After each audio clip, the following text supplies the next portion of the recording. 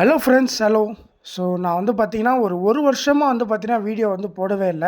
கடைசியா நான் வீடியோ போட்டதுங்கிறது, போன ஒரு எந்த மாதம், எந்த நாளில் போட்டேங்கிற கூட எனக்கு தெரியல. ஆனால் யூடியூப்பில் நான் பார்த்த வரைக்கும், கிட்டத்தட்ட வீடியோ நான் போட்டு வந்து 1 வருஷம் கிட்ட ஆயிடுச்சு. சரி, இப்போ இந்த வாட்டியாவது, இந்த வருஷத்துலேருந்தாவது நம்ம வந்து கன்டினியூஸாக வந்து வீடியோ போடணும். அட்லீஸ்ட் தினைக்கும் வீடியோ போட முடியலனாலும், வாரத்தில் ஒரு வீடியோ அல்லது மாதத்துல ஒரு வீடியோ அப்படின்ற மாரி போடலான்னு சொல்லி முடிவு பண்ணியிருக்கேன். அதுக்கு முன்னாடி இந்த 1 இயர் கேப்பில் வந்து நான் ஏதாவது என்னோடய லேர்னிங்கை வந்து நான் நிறுத்துறேனான்னு கேட்டால் கிடையாது. முன்ன இருந்ததை விட நல்லா லேர்ன் பண்ணிக்கிட்டேன். நிறையா வந்து கேதர் பண்ணிக்கிட்டேன். அதுவும் இல்லாமல் முன்ன நான் அதாவது உங்களுக்கு நான் வீடியோ வந்து முன்ன போடுறதுக்கு முன்னாடி, ப்ரீவியஸாக நான் போடுறதுக்கு முன்னாடி இந்து நியூஸ் பேப்பரில் வர கன்டென்ட் மட்டும் பார்த்துட்டு இருந்தேன். ஆனால் இப்போ நான் கரண்ட்டாக வந்து பார்த்தீங்கன்னா, இந்து நியூஸ் பேப்பரும் அதோட சேர்ந்து நியூ இந்தியன் எக்ஸ்பிரஸ் பேப்பரும் வந்து நான் ஃபாலோ பண்ணுறேன். எனக்கு தெரிஞ்சு இந்துக்கு அடுத்தது இப்போ நான் நியூ இந்தியன் எக்ஸ்பிரஸ் ஃபாலோ பண்ணி படிச்சுட்டு இருந்த வரைக்கும், இந்த 1 வருஷம் கேப்பில் நான் அப்போ ஃபாலோ பண்ணி படிச்சுட்டு இருந்ததில், அதுவுமே வந்து பார்த்திங்கன்னா, இந்து நியூஸ் பேப்பருக்கு ஈக்குவலாக நல்ல நல்ல கண்டென்ட் கொடுக்குறான். அதுக்கு ஒரு பெஸ்ட் எக்ஸாம்பிள் தான் இன்றைக்கி இந்த நியூ இந்தியன் எக்ஸ்பிரஸில் வந்த ஒரு முக்கியமான ஒரு ஆர்டிக்கல் வந்து பார்க்க போகிறோம். ஆக்சுவலாக இந்த ஆர்டிக்கல் நமக்கு வந்தது வந்து பார்த்திங்கன்னா, போன வருஷம், அதாவது நியூ இயர் முடியறதுக்கு முன்னாடி, நியூ இயர் வந்து ஆரம்பிக்கிறதுக்கு முன்னாடி போன வருஷம் டிசம்பர் மாதம் 2024, ஐ திங்க் டிசம்பர் 30 இல்லைனா டிசம்பர் 31 இந்த ஆர்டிக்கல் வந்துச்சுன்னு நினைக்கிறேன். அன்றைக்கி வந்த ஒரு ஆர்டிக்கலை பற்றினா அன்றைக்கி வந்து நம்ம பார்க்க போகிறோம். என்ன விஷயம் அப்படின்னா, அதாவது 2024 கான்ஸ்டியூஷன் வந்து நமக்கு அடாப்ட் பண்ணது வந்து 26. நல்லா புரிஞ்சுக்கணும். கான்ஸ்டியூஷன் வந்து, அதாவது இந்தியன் கான்ஸ்டியூஷன் வந்து நமக்கு அடாப்ட் ஆனது என்னமோ 26 நவம்பர் 1949. ஆனால் அது வந்து கேம் இன்டு எஃபெக்ட், அதாவது அது வந்து அமலுக்கு வந்தது எப்போ அப்படின்னா 26 ஜனவரி 1950 இது வந்து அமலுக்கு வருது. ஸோ அந்த ஒரு 1950 இந்த 2024 நமக்கு என்ட்ரி ஆகும்போது மொத்தம் 75 வருஷம் வந்து இந்த கான்ஸ்டியூஷன் வந்து ஒரு ஒரு முக்கியமான ஒரு செலிப்ரேஷனாக வந்து பார்க்கப்படுது. அதாவது இந்த கான்ஸ்டியூஷன் வந்து 1950 இப்போ இந்த 2024 படி பார்க்கும்போது 75வது ஆனிவர்சரி வந்து இந்த இந்தியன் கான்ஸ்டியூஷனுக்கு வந்து செலிப்ரேட் பண்ணுறாங்க. ஸோ அதனால் இந்தியன் எக்ஸ்பிரஸ் ஆர்டிக்கல் வந்து என்ன பண்ணா அப்படின்னா, ஃப்ளாஷ்பேக் 2024ன்னு சொல்லிட்டு இந்த 75வது கான்ஸ்டியூஷன் வந்து அடாப்ட் பண்ணது வந்து கொண்டாடினாங்களே. ஸோ அதனால் கரெக்டாக வந்து பார்த்தீங்கன்னா ஜனவரி 26, 1950 வந்து இந்த 75வது ஆனிவர்சரி வந்து கொண்டாடி இருப்பாங்க. ஆனால் இந்தியன் எக்ஸ்பிரஸ் ஆர்டிக்கலில் ஃப்ளாஷ்பேக் 2024ன்னு சொல்லிட்டு டிசம்பரில் வந்த ஆர்டிக்கலில் இதை பற்றி பேசியிருந்தாங்க. ஸோ இன்றைக்கி நம்ம வந்து பார்த்திங்கன்னா, இப்போ கரண்ட்டாக வந்து பார்த்திங்கன்னா 106 அமெண்ட்மெண்ட் ஆக்ட் எனக்கு தெரிஞ்சு இருக்குதுன்னு நினைக்கிறேன்.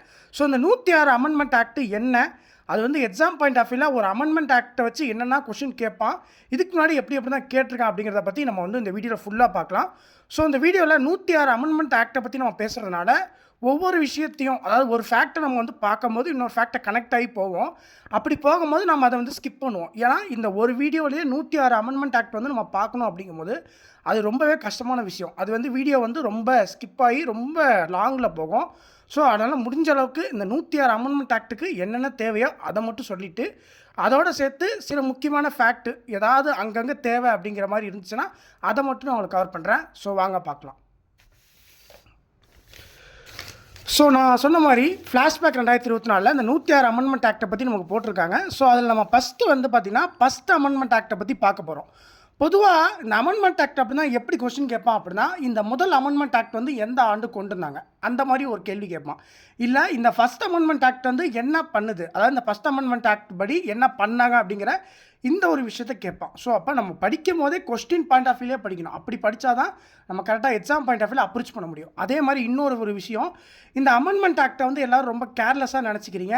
நான் கூட அதை கேர்லெஸ்ஸாக நினச்சேன். இதை நான் ஏன் சொல்கிறேன் அப்படின்னா, யூபிஎஸ்சியோட 2024 எக்ஸாமில் இந்த அமெண்ட்மெண்ட் ஆக்டை பற்றி ஒரு கொஸ்டின் கேட்டிருந்தான்.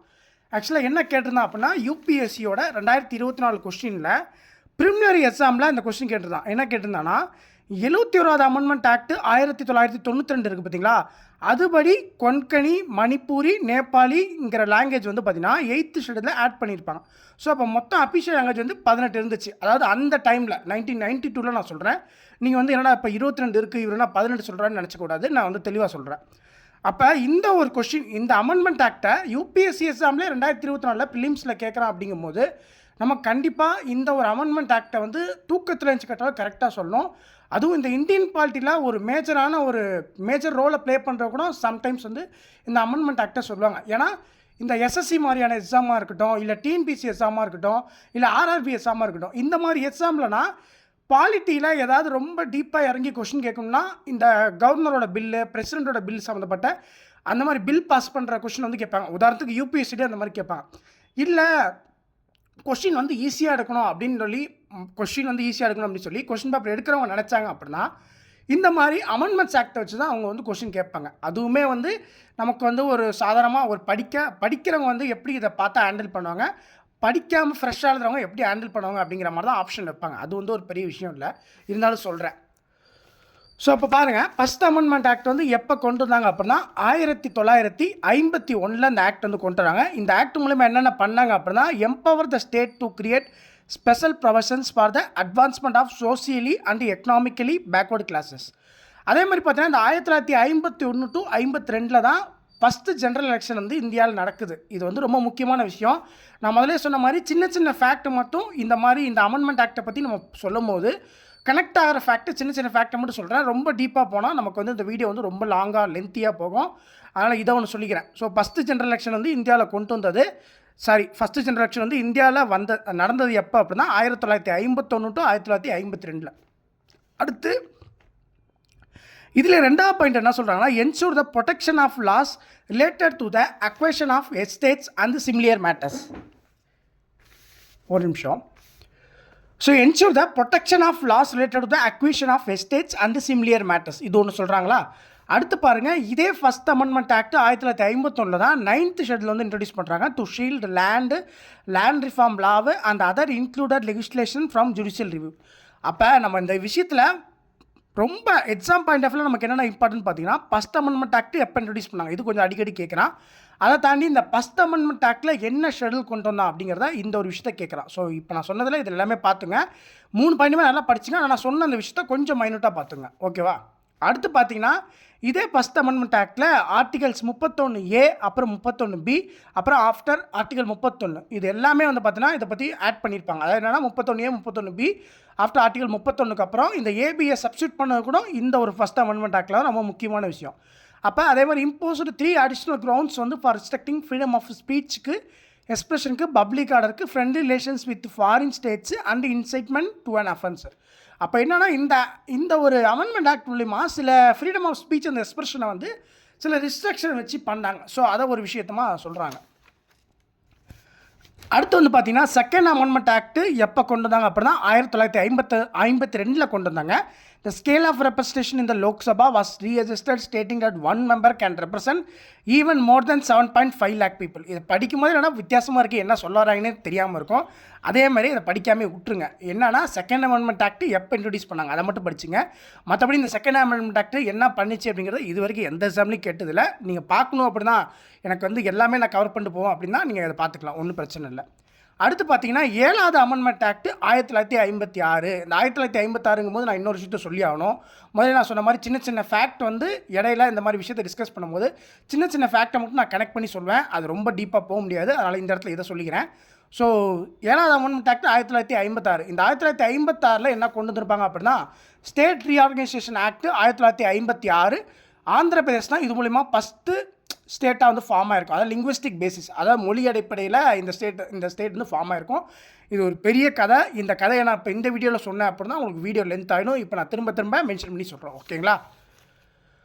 அடுத்து இப்போ நம்ம பார்க்க போகிறது ரொம்ப முக்கியமான ஒரு அமெண்ட்மெண்ட் ஆக்ட். இது வந்து அடிக்கடி நமக்கு கேட்குற ஒரு கொஸ்டின். அப்போ 7வது அமெண்ட்மெண்ட் ஆக்ட் அப்படின்னா 1956 நம்ம ஞாபகத்தில் வச்சுக்கணும். ஸ்டேட் ரீஆர்கனைசேஷன் ஆக்ட் 1956 அதை ஞாபகம் வச்சுக்கணும். அப்புறம் The provision of having a common high court for 2 or more high courts was introduced. அதை என்ன சொல்கிறாங்கன்னா காமனாக, அதாவது இந்த அமெண்ட்மெண்ட் ஆக்ட் படி ஒரு காமனாக ஒரு ஹைகோர்ட் வந்து 2 அல்லது மோர் ஸ்டேட்டுக்கு வந்து இன்ட்ரடியூஸ் பண்ணலாம். இது வந்து எப்படின்னா உதாரணத்துக்கு என்ன சொல்லலாம் அப்படின்னா பஞ்சாப் ஹரியானா இருக்குல்ல, ரெண்டுமே ஒரு இந்தியன் ஸ்டேட்னா, ஆனால் அந்த 2 இந்தியன் ஸ்டேட்டுக்கும் ஒரே காமன் ஹைகோர்ட் இருக்குல்ல, அதை தான் இந்த இடத்துல சொல்கிறாங்க. அப்போ இந்த 7வது அமெண்ட்மெண்ட் ஆக்ட் படி இந்த ஒரு முக்கியமான விஷயத்தை கொண்டு வந்திருப்பாங்க. அடுத்து பார்த்தீங்கன்னா abolition of class ABCDN states 14 state அப்புறம் 6 யூனியன் டெரிட்டரி வந்து ஃபார்ம் ஆகிருக்கும். அப்போ நீங்கள் என்ன கேட்பான் அப்படின்னா 7வது அமெண்ட்மெண்ட் ஆக்ட் அப்போ 1956 அப்போ என்ன ஒரு விஷயம், அதாவது எத்தனை ஸ்டேட்டு எத்தனை யூனியன் டெரிட்டரி வந்து ஃபார்ம் ஆனிச்சு அப்படின்னா 14 ஸ்டேட்டு 6 யூனியன் டெரிட்டரி வந்து ஃபார்ம் ஆனிச்சு. இதை நீங்கள் ஞாபகம் வச்சுக்கணும். அப்புறம் இந்த பிரிட்டிஷ் காலத்தில், அதாவது பிரிட்டிஷ் ஆங்கிலேயர்கள் வந்து ஆங்கிலேயர்கள் வந்து ஆண்ட காலத்தில் அந்த ரூல் பண்ண டைமில் என்ன பண்ணியிருப்பாங்க அப்படின்னா இந்த class A, class B, class C, class D ஸ்டேட்ஸ்னு சொல்லி பேர் வச்சு ரூல் பண்ணியிருப்பாங்க. அப்படி அந்த மாதிரி class A, class B, class C, class டிங்கிறத வந்து பார்த்தீங்கன்னா அபாலிஷன் பண்ணியிருப்பாங்க இந்த அமெண்ட்மெண்ட் ஆக்ட் படி. இது ரொம்ப முக்கியம். அதே மாதிரி பார்த்தீங்கன்னா இந்த அமெண்ட்மெண்ட் ஆக்ட் படி தான் யூனியன் டெரிட்டரி வந்து இன்ட்ரடியூஸ் பண்ணியிருப்பாங்க. அதுவும் ரொம்ப முக்கியம், அதையும் தெரிஞ்சு வச்சுங்க. அடுத்து பார்த்தீங்கன்னா 9வது அமெண்ட்மெண்ட் ஆக்ட் 1960. இந்த அமெண்ட்மெண்ட் ஆக்ட் படி என்ன பண்ணாங்க அப்படின்னா adjustments to Indian territory as a result of an agreement with Pakistan. Indo to Pakistan agreement 1952 போட்டிருப்பாங்க. இது ரொம்ப முக்கியமானது இல்லை, இது வரைக்கும் எனக்கு தெரிஞ்சு கேட்டதில்லை. இருந்தாலும் நீங்கள் ஜஸ்ட்டு என்ன அப்படிங்கிறத மட்டும் நீங்கள் பார்த்து வச்சுங்க. அதே மாதிரி 9வது அமெண்ட்மெண்ட் ஆக்ட் எப்போ கொண்டு வந்தான் அப்படின்னா 1960 கொண்டு வந்தான். அதையும் நீங்கள் ஞாபகம் வச்சுக்கணும். அடுத்து பார்த்தீங்கன்னா 10வது அமெண்ட்மெண்ட் ஆக்ட், அதாவது 9க்கு அப்புறம் 10 தானே. ஸோ 10வது அமெண்ட்மெண்ட் ஆக்ட் 1961. இந்த 10வது அமெண்ட்மெண்ட் ஆக்ட் வந்து எப்போ கொண்டு இந்த ஆண்டை நல்லா ஞாபகம் வச்சுங்க. ஆண்டு தான் உங்களுக்கு எக்ஸாம் பாயிண்ட் ஆஃப் வியூவில் ரொம்ப கன்ஃபியூஸ் ஆகும். நான் சொல்லிட்டு வரும்போதே அப்படியே ஒரு வாட்டி நான் இங்கே சொல்லிட்டு இருக்கேன் அப்படின்னா நீங்கள் மனசுக்குள்ளே ஒரு வாட்டி ரீகால் பண்ணிங்க. ஏன்னா அந்த அமெண்ட்மெண்ட் ஆக்டோட இந்த ஆண்டுங்கிறது ரொம்ப முக்கியம். ஸோ அப்போ பார்த்தீங்கன்னா 10வது அமெண்ட்மெண்ட் ஆக்ட் 1961 படி தான் டாட்ரா, நகர், அந்த ஆவலி இது எல்லாமே பார்த்தீங்கன்னா யூனியன் டெரிட்டரியில், அதாவது யூனியன் ஆஃப் இந்தியாவில் வந்து பார்த்தீங்கன்னா யூனியன் டெரிட்டரியாக வந்து இன்கார்பரேட் பண்ணியிருப்பாங்க. அதாவது டாட்ரா, நாகர், ஆவலி இது எல்லாமே வந்து பார்த்தீங்கன்னா இந்தியாவுக்கு வெளியே இருந்துச்சு. ஆனால் அதை வந்து இந்தியாவோட சேர்த்து அதை வந்து இந்தியாவில் சேர்த்தது மட்டும் இல்லாமல் யூனியன் டெரிட்டரியாகவும் ஆக்கியிருப்பாங்க. அது வந்து என்ன அமெண்ட்மெண்ட் ஆக்ட் படி அப்படின்னு பார்த்தீங்கன்னா 10வது அமெண்ட்மெண்ட் ஆக்ட் 1961. அடுத்தது வந்து பார்த்திங்கன்னா அதே மாதிரி தான் கொஞ்சம் வேறுபட்டு வரும். 12வது அமெண்ட்மெண்ட் ஆக்ட் 1962. இந்த அமெண்ட்மெண்ட் ஆக்ட் படி என்ன பண்ணியிருப்பாங்க அப்படின்னா கோவா, இப்போ நம்ம பார்த்தோம்ல இதில் இருக்கிறது எதுவுமே வராது. கோவா, டமன் அண்ட் டியூ இது எல்லாமே வந்து பார்த்தீங்கன்னா இந்தியன் யூனியனோட இன்கார்பரேட் பண்ணி யூனியன் டெரிட்டரியாக மாற்றிருப்பாங்க. ஸோ அது ரொம்ப முக்கியம். அப்போ என்னன்னா 10வது அமெண்ட்மெண்ட் ஆக்ட்லேயும் ஒரு சில பிளேஸை வந்து யூனியன் டெரிட்டரியாக மாற்றிருப்பாங்க. ஆனால் அது 1961. ஆனால் 12வது அமெண்ட்மெண்ட் ஆக்ட் 1962. அதுக்கு அடுத்த வருஷம் தான் கொண்டு வந்திருப்பாங்க. இதில் வந்து பார்த்தீங்கன்னா சில பிளேஸு அதில் வந்து பார்த்தீங்கன்னா டாட்ரா, நாகர், ஆவலி இது எல்லாமே இந்தியனில் வந்து இன்கார்பரேட் பண்ணி யூனியன் டெரிட்டரியாக மாற்றிருப்பாங்க. ஆனால் இதில் கோவாங்கிற பிளேஸு அப்புறம் டமன் அண்ட் டியூ இருக்குல்ல இது எல்லாமே யூனியன் டெரிட்டரியாக வந்து மாற்றிருப்பாங்க. இதில் இப்போ வரைக்கும் இது எல்லாமே யூனியன் டெரிட்டரியாக தான் இருக்குது. ஆனால் அந்த கோவாங்கிறது மட்டும் இப்போ கரண்ட்டாக 2025 படி நமக்கு கோவா வந்து இந்தியன் ஸ்டேட்டாக இருக்குது. ஸோ ஞாபகம் வச்சுங்க இதை. அடுத்து பார்த்தீங்கன்னா 13வது அமெண்ட்மெண்ட் ஆக்ட் 1962. இந்த அமெண்ட்மெண்ட் ஆக்ட் படி நாகாலாண்டுக்கு வந்து பார்த்தீங்கன்னா ஸ்பெஷல் ஸ்டேட்டஸ் வந்து கொடுத்துருப்பாங்க. அண்டர் என்ன ஆர்டிக்கல் படி அப்படின்னா 371A படி. இதெல்லாம் ரொம்ப முக்கியமான ஒரு கேள்வி. நீங்கள் இந்த யூபிஎஸ்சியை தாண்டி சின்ன சின்ன எக்ஸாம் நடக்குது பார்த்தீங்களா, அதாவது ஆர்ஆர்பி, யூபிஎஸ்சி, அப்புறம் நிறைய எக்ஸாம் சொல்லிட்டு போகலாம், எஸ்எஸ்சி, அப்புறம் டிஎன்பிஎஸ்சி இந்த மாதிரி எக்ஸாமில் இந்த கொஷின் வந்து அதிகமாக கேட்பான். அது எப்படி கொடுப்பானா ஏபிசிடி, அதாவது இந்த ஆர்டிகல் 371A இல்லாமல் இதிலே வந்து பார்த்தீங்கன்னா நிறைய ஆர்டிகல் இருக்குது. இதை பற்றி சொன்னால் இந்த அமெண்ட்மெண்ட் ஆக்டெல்லாம் முழுசாக முடிக்க முடியாது. அதனால் என்னங்கிறத மட்டும் ஜஸ்ட்டு தெரிஞ்சு வச்சுக்கோங்க. ஆனால் எக்ஸாம் பாயிண்ட் ஆஃப்ல இது கேட்குறான். அப்போ என்னன்னா 13வது அமெண்ட்மெண்ட் ஆக்ட் எந்த ஆண்டு கொண்டு வந்தான் அப்படின்னா 12வது அமெண்ட்மெண்ட் ஆக்ட் எப்போ கொண்டு வந்தானோ அதே ஆண்டில் தான் இதையும் கொண்டு வந்திருப்பான். அப்புறம் இந்த அமெண்ட்மெண்ட் ஆக்ட் படி நாகாலாண்டுக்கு வந்து ஸ்பெஷல் ஸ்டேட்டஸ் கொடுப்பாங்க. அதாவது இப்போ ஜம்மு காஷ்மீருக்கு வந்து ஸ்பெஷல் ஸ்டேட்டஸ் வந்து கொடுத்தாங்க பார்த்தீங்களா ஆர்டிகல் 370 படி, அந்த மாதிரி அப்போ 1962 நாகாலாண்டுக்கு வந்து பார்த்தீங்கன்னா ஸ்பெஷல் ஸ்டேட்டஸ் கொடுத்து ஆர்டிகல் 371A படி கொடுத்துருப்பாங்க. ஸோ அது ரொம்ப முக்கியம். அப்போ அடுத்து பார்த்தீங்கன்னா 14வது அமெண்ட்மெண்ட் ஆக்ட். இந்த 14வது அமெண்ட்மெண்ட் ஆக்ட் நம்மளுக்கு எப்போ வந்துச்சு அப்படின்னா 1962. அப்போ இது வந்து பார்த்தீங்கன்னா பாண்டிச்சேரி வந்து இன்கார்பரேட் பண்ணியிருப்பாங்க இந்தியன் யூனியனில். சரிங்களா? அப்போ அந்த 10வது இதுலேயும் வந்து பார்த்தீங்கன்னா இந்தியன் யூனியனோட இன்கார்பரேட் பண்ணி யூனியன் டெரிட்டரியாக மாற்றிருப்பாங்க. அடுத்து 12வது அமெண்ட்மெண்ட் ஆக்ட் இதுலேயும் சில பிளேஸ் வந்து இன்கார்பரேட் பண்ணி யூனியன் டெரிட்டரியாக மாற்றிருப்பாங்க. அப்போ இது வந்து 1961, இது வந்து 1962. இப்போ நம்ம பார்க்குறது 14வது அமெண்ட்மெண்ட் ஆக்ட் 1962. இதுலேயும் பார்த்தீங்கன்னா இந்த பாண்டிச்சேரிங்கிற இடத்த வந்து இந்தியன் யூனியனோட இன்கார்பரேட் பண்ணியிருப்பாங்க. அப்புறம் யூனியன் டெரிட்டரியாக இருக்கிறது, அதாவது இப்போ கரண்ட்டாக பார்த்தீங்கன்னா இமாச்சல் பிரதேஷ் ஸ்டேட்டு, அதாவது 2025 படி Himachal Pradesh state, Manipur state, Tripura state, Goa state, Daman and Diu வந்து யூனியன் டெரிட்டரியாக இருக்குது. அதுமாதிரி புதுச்சேரி நமக்கு யூனியன் டெரிட்டரியாக இருக்குது. அப்போ இந்த 1962 அந்த டைமில் 14 அமெண்ட்மெண்ட் ஆக்ட் படி இந்த இமாச்சல் பிரதேஷ் யூனியன் டெரிட்டரி, மணிப்பூர், திரிபுரா, கோவா, டமன் டியூ, புதுச்சேரி இது எல்லாமே வந்து பார்த்திங்கன்னா ஒரு லெகிஸ்லேச்சர் மற்றும் கவுன்சில் ஆஃப் மினிஸ்டர்ஸ் வந்து கொண்டு வந்தாங்க. எந்த அமெண்ட்மெண்ட் ஆக்ட் படி அப்படின்னா 14வது அமெண்ட்மெண்ட் ஆக்ட் 1962 படி. அப்போ இந்த கவுன்சில் ஆஃப் மினிஸ்டர்ஸ் நான் சொன்னேன் பார்த்தீங்களா, ஒரு சின்ன ஃபேக்ட் என்னால் டீப்பாக சொல்ல முடியாது, ஆனால் சின்ன ஃபேக்டை மட்டும் கனெக்ட் பண்ணி சொல்கிறேன். அந்த வகையில் இந்த ஒரு ஃபேக்ட் நல்ல ஒரு முக்கியமான ஃபேக்ட்டு. அதாவது கவுன்சில் ஆஃப் மினிஸ்டர்ஸ் ஒரு இந்தியன் கான்ஸ்டியூஷனில் கவுன்சில் ஆஃப் மினிஸ்டர்ஸுங்கிறது எந்த ஆர்டிக்கலில் வரும் அப்படின்னா ஆர்டிக்கல் 164 வருது. இது வந்து எஸ்எஸ்சி எக்ஸாமில் கேட்குறாங்க. அப்புறம் ஆர்ஆர்பி இந்த மாதிரி சின்ன சின்ன எக்ஸாமில் கேட்குறாங்க. பொதுவாக இந்த டிஎன்பிசி படிக்கிறவங்க ரொம்ப ஆர்வமாக படிக்கிறீங்க அப்படின்னா அவங்களுக்கு இந்த ஒரு கொஷின் வந்து ஒரு லட்டு மாதிரி அடிக்கடி இந்த கொஷின் கேட்குறான். அப்போ கவுன்சில் ஆஃப் மினிஸ்டர்ஸ் அப்படின்னா ஆர்டிகல் 164 இதை நீங்கள் ஞாபகம் வச்சுக்கணும்.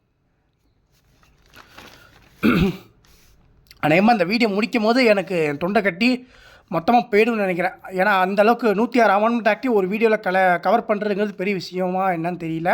ஆனால் எனக்கு இது கொஞ்சம் வித்தியாசமாக இருக்குது. ஏன்னா மற்ற யூடியூப் சேனல்லாம் நல்லா ரன் பண்ணி ஒரு இதாக போயிருக்காங்க. ஆனால் நான் புதுசு தானே, போக போக பழகிறோம். ஆனால் பார்ப்போம் எப்படி இருக்குன்னு. 19ஆம் அமெண்ட்மெண்ட் ஆக்ட் 1966 கொண்டு இருப்பாங்க. இதுபடி பார்த்தீங்கன்னா எலெக்ஷன் ட்ரிபியூனலுங்கிறது அபாலிஷ் பண்ணியிருப்பாங்க. அப்புறம் ஹைகோர்ட்ஸ்க்கு வந்து பவர் கொடுத்துருப்பாங்க. என்னென்னா எலெக்ஷன் பிடிஷன் வந்து இது பண்ணுறது. ஸோ இது வந்து பார்த்தீங்கன்னா ரொம்ப முக்கியமானதான். இந்த பாயிண்டில் ரொம்ப முக்கியமானதுன்னா ஹைகோர்ட்டுக்கு வந்து இந்த எலெக்ஷன் பிடிஷன் வந்து ஏற்படலாம் அப்படிங்கிறது ஒரு முக்கியமான விஷயம். ஆனால் இது வரைக்கும் இந்த கொஸ்டினை நான் கேள்விப்பட்டதும் இல்லை. அதாவது எந்த எக்ஸாம்லையுமே கேட்டதாக நான் பார்த்ததே இல்லை. இருந்தாலும் நீங்கள் தெரிஞ்சு வச்சுங்க, ஆனால் கேட்டது இல்லை, பார்த்துங்க. அடுத்து பார்த்தீங்கன்னா 19ஆம் அமெண்ட்மெண்ட் ஆக்ட் அப்புறம் 21ஆவது அமெண்ட்மெண்ட் ஆக்ட் 1967 கொண்டு இருப்பாங்க. இந்த அமெண்ட்மெண்ட் ஆக்டை பொறுத்தளவுக்கு சிந்தி லாங்குவேஜ், அதாவது சிந்தி லாங்குவேஜ் வந்து பார்த்தீங்கன்னா 8th ஷெட்யூலில் இன்க்ளூட் பண்ணியிருப்பாங்க. அதாவது இந்தியன் கான்ஸ்டியூஷனில் இன்க்ளூட் பண்ணியிருப்பாங்க.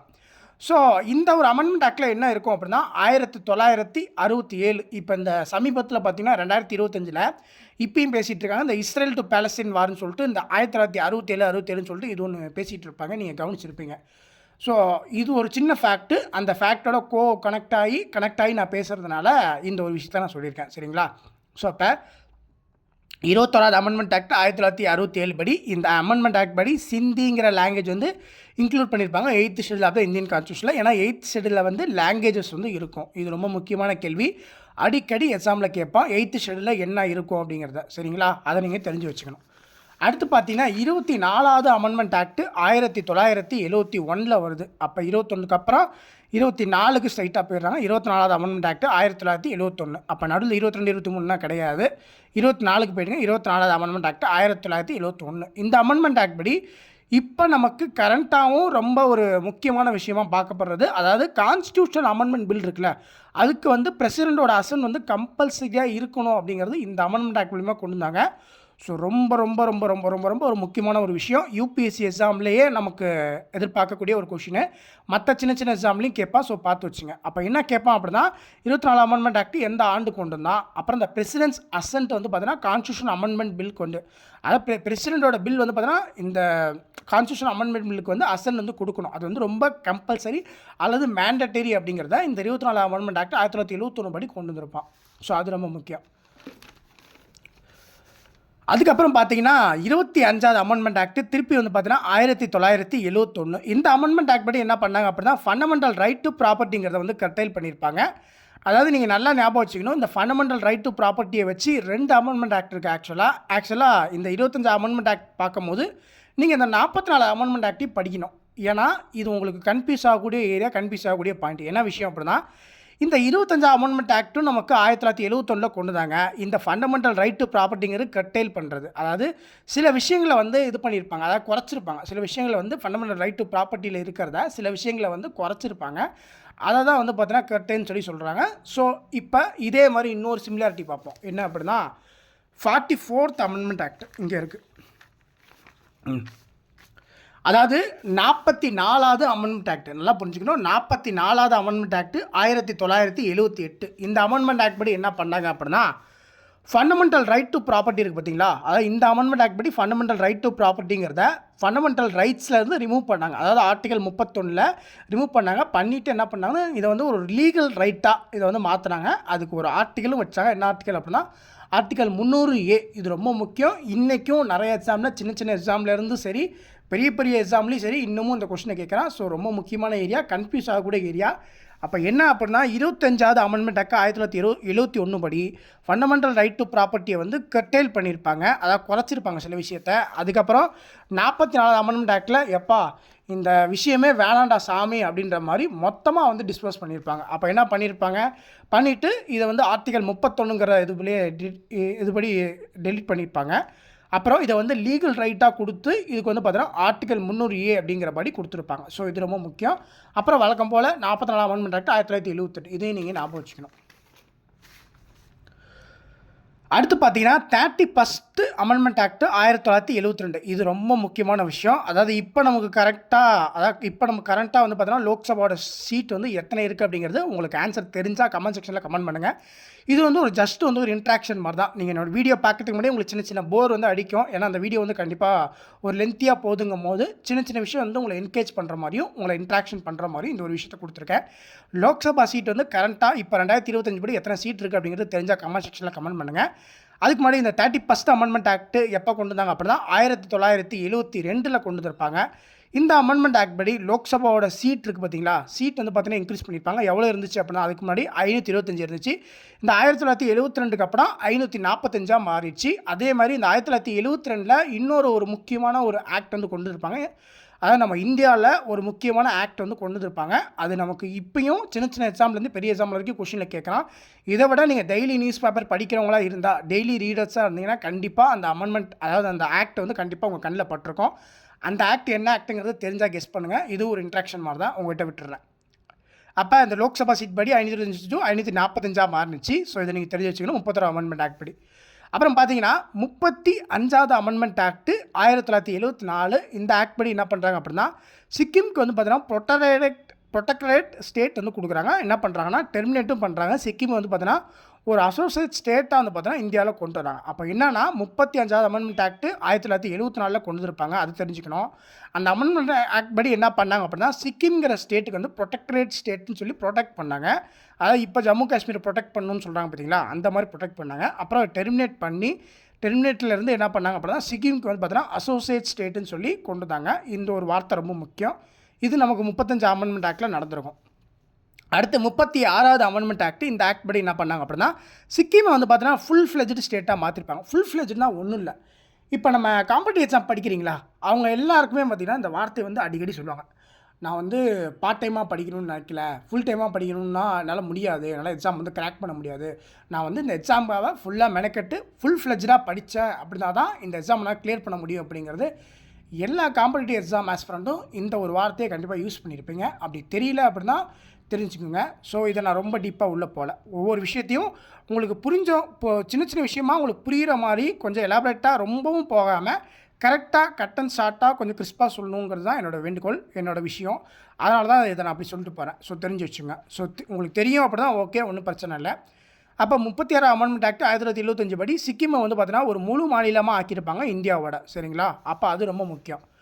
அடுத்து பார்த்தீங்கன்னா 40வது அமெண்ட்மெண்ட் ஆக்ட். ஸோ இது ரொம்ப முக்கியமானது. அதாவது 40வது அமெண்ட்மெண்ட் ஆக்ட் 1976 வந்திருக்கும். இந்த அமெண்ட்மெண்ட் ஆக்ட் படி என்ன பண்ணாங்க அப்படின்னா பார்லிமெண்ட் வந்து பார்த்தீங்கன்னா எம்பவர் பண்ணியிருப்பாங்க. ஆனால் specify from time to time the limits of the territorial waters, the continental shelf, அப்புறம் the exclusive economic zone and maritime zones of India. இந்த ஒரு விஷயத்தை வந்து பண்ணியிருப்பாங்க. அதாவது என்னென்னா இந்த 40வது அமெண்ட்மெண்ட் ஆக்ட் 1976. இந்த அமெண்ட்மெண்ட் ஆக்ட் வந்து எந்த ஆண்டு கொண்டு வந்தாங்க அப்படிங்கிறத நீங்கள் தெரிஞ்சு வச்சுக்கணும்.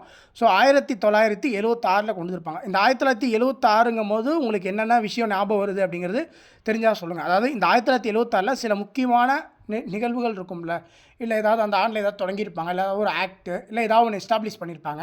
அந்த மாதிரி ஏதாவது உங்களுக்கு இருந்துச்சு அப்படின்னா தெரிஞ்சால் சொல்லுங்கள், கமெண்ட் பண்ணுங்கள். ஸோ இந்த ஆக்ட் படி பார்லிமெண்ட்டுக்கு பார்த்தீங்கன்னா சில ஸ்பெசிஃபையான ஒரு டைம் டு டைம் லிமிட்ஸ் வந்து கொடுத்தாங்க. என்ன எதுக்கு அப்படின்னா டெரிட்டரியல் வாட்டர்ஸ் டீலுக்கு, அதே மாதிரி கான்டினென்டல் செல்ஃபுக்கு, அப்புறம் எக்ஸ்க்ளூசிவ் எக்கனாமிக் ஜோன், இந்த மேரிடைம் ஜோன்ஸ் ஆஃப் இந்தியாவுக்கு. சரிங்களா? அப்புறம் இந்த 36வது அமெண்ட்மெண்ட்டுக்கு 1975 போது இப்போ நமக்கு கரண்ட்டாகவும் வந்து பார்த்திங்கன்னா நமக்கு பேசிகிட்டு இருக்காங்க. அந்த 1975 வருஷத்தை வந்து ஒரு கருப்பு தினமாக வந்து சொல்கிறாங்க.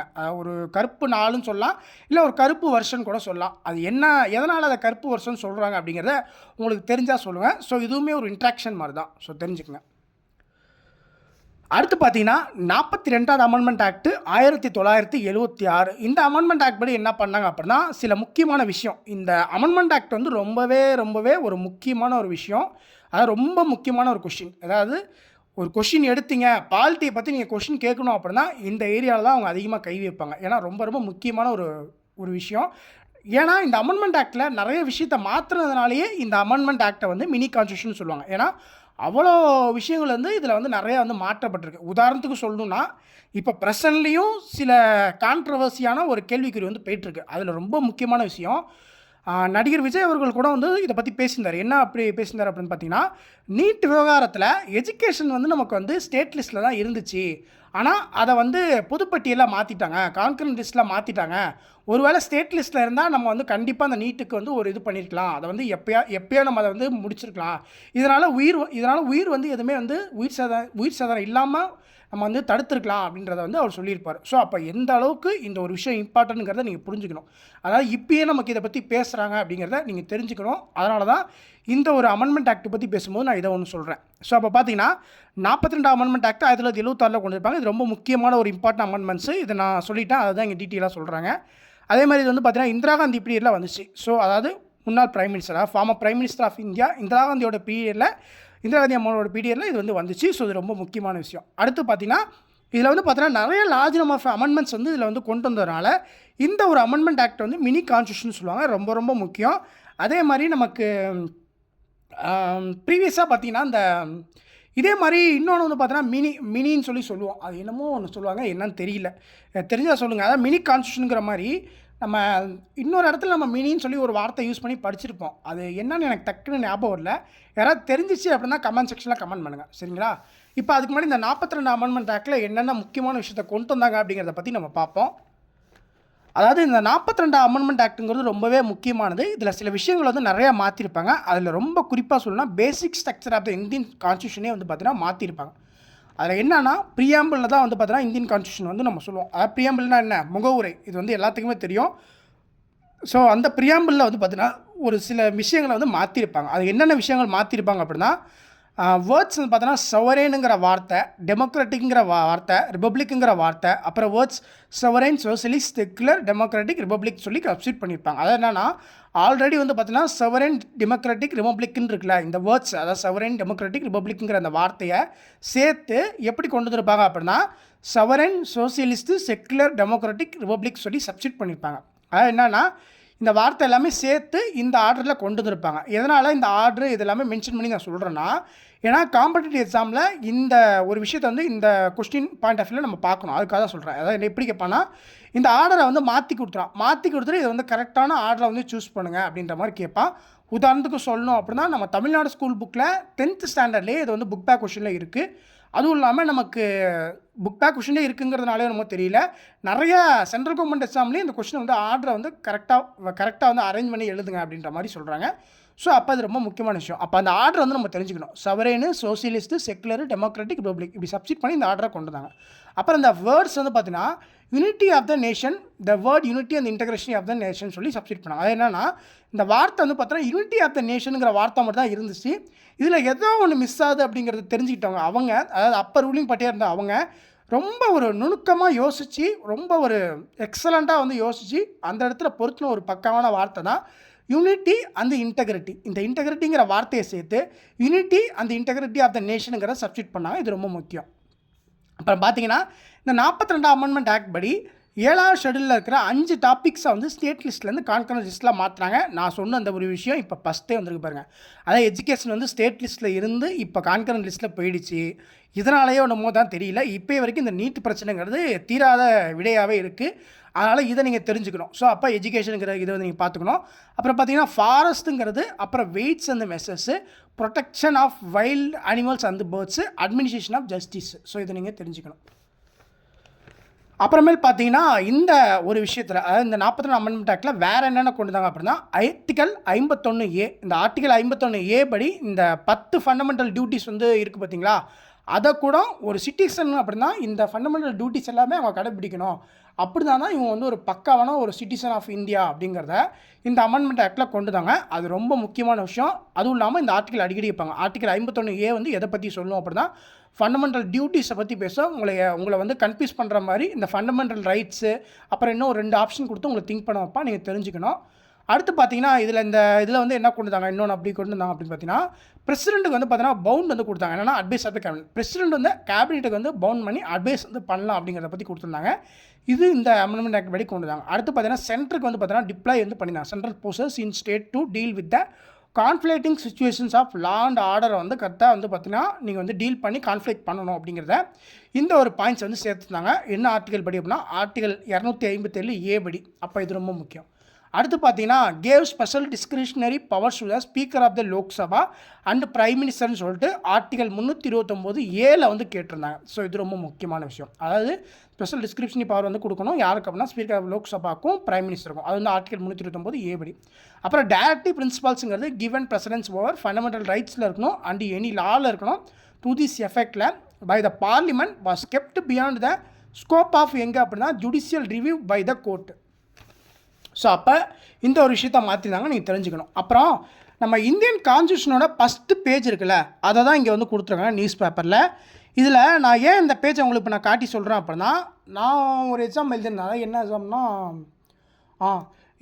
இந்து அறநிலைத்துறையில் வந்து பார்த்தீங்கன்னா டிஎன்பிஎஸ்சி கண்டக்ட் பண்ண எக்ஸாமில் இந்து அறநிலைத்துறையில் என்ன பண்ணியிருந்தான் அப்படின்னா எக்ஸிக்யூட்டிவ் போஸ்ட் நினைக்கிறேன். அந்த போஸ்ட்டில் ஒரு கொஷின் கேட்டிருந்தான். என்ன கேட்டிருந்தான்னா, என்னன்னு தெரியல, கொஷின் எடுக்கிறவங்க இந்த 12th book Indian பாலிட்டியோட 12th book இருக்குது பார்த்தீங்களா, Tamil Nadu book, Tamil Nadu school book இருக்குது பார்த்தீங்களா, அதில் இருக்கிறத வந்து பார்த்துருப்பாங்களாட்டுக்கு. அது ஃபஸ்ட் பேஜை பார்த்துருப்பாங்க. அதை பார்த்துட்டு என்ன பண்ணியிருந்தாங்கன்னா, இங்கே இருக்கல இந்த order do hereby adopt enact and give to ourselves this கான்ஸ்டியூஷனுங்கிற அந்த வார்த்தை இருக்குல்ல, இதை வந்து அப்படியே ஒரு மாதிரி இந்த தமிழில் வந்து வரிசைப்படுத்தி எழுதுகன்னு சொல்லி ஒரு விஷயம் இருக்குல்ல, ஒரு டாப்பிக்கு, அந்த மாதிரி இதை மாற்றி கொலாபரேட் பண்ணி கொடுத்துட்டான். அப்படி மாற்றி கொடுத்துட்டு நீங்கள் வந்து கரெக்டாக சூஸ் பண்ணுங்கள் அப்படின்ற மாதிரி இந்த ஒரு விஷயத்த கொடுத்துருந்தான். அப்போ நீங்கள் ஒவ்வொரு புக்கில் இருக்கிற ஒவ்வொரு இன்ச்சு பை இன்ச்சு வரி படிக்கணும் அப்படிங்கிறத இந்த இடத்துல வந்து கொஷின் எடுக்கிறவங்க வந்து நமக்கு வந்து சொல்கிறாங்கன்னு நினைக்கிறேன். அதனால் இதையும் நீங்கள் பார்த்துக்கணும். இந்த மாதிரி இந்த இதில் வந்து என்ன சொல்கிறாங்க, இதில் என்ன இருக்குது அப்படிங்கிறத இந்த ஃபஸ்ட் பேஜில் இருக்கிறத கூட நீங்கள் சும்மா கூட ரீட் பண்ணிக்கலாம். ஏன்னா இதை வச்சு கூட இப்படி கூட கொஷின் எடுக்கலாமா அப்படிங்கிறது நம்மளை வந்து திங்க் பண்ண வைக்கிறாங்க. பாடுறா இப்படி கூட கொஸ்டின் எடுக்கலாமா அப்படின்ற மாதிரி நமக்கே ஒரு அந்த கொஸ்டினை பார்க்கும்போது நான் ரொம்ப எக்ஸைட் ஆனேன். ஏன்னா இப்படி கூட கொஸ்டின் எடுக்கலாமா அப்படின்ற மாதிரி இருந்துச்சு. ஸோ அதனால் ரொம்ப கவனமாக இருக்கணும் நம்ம.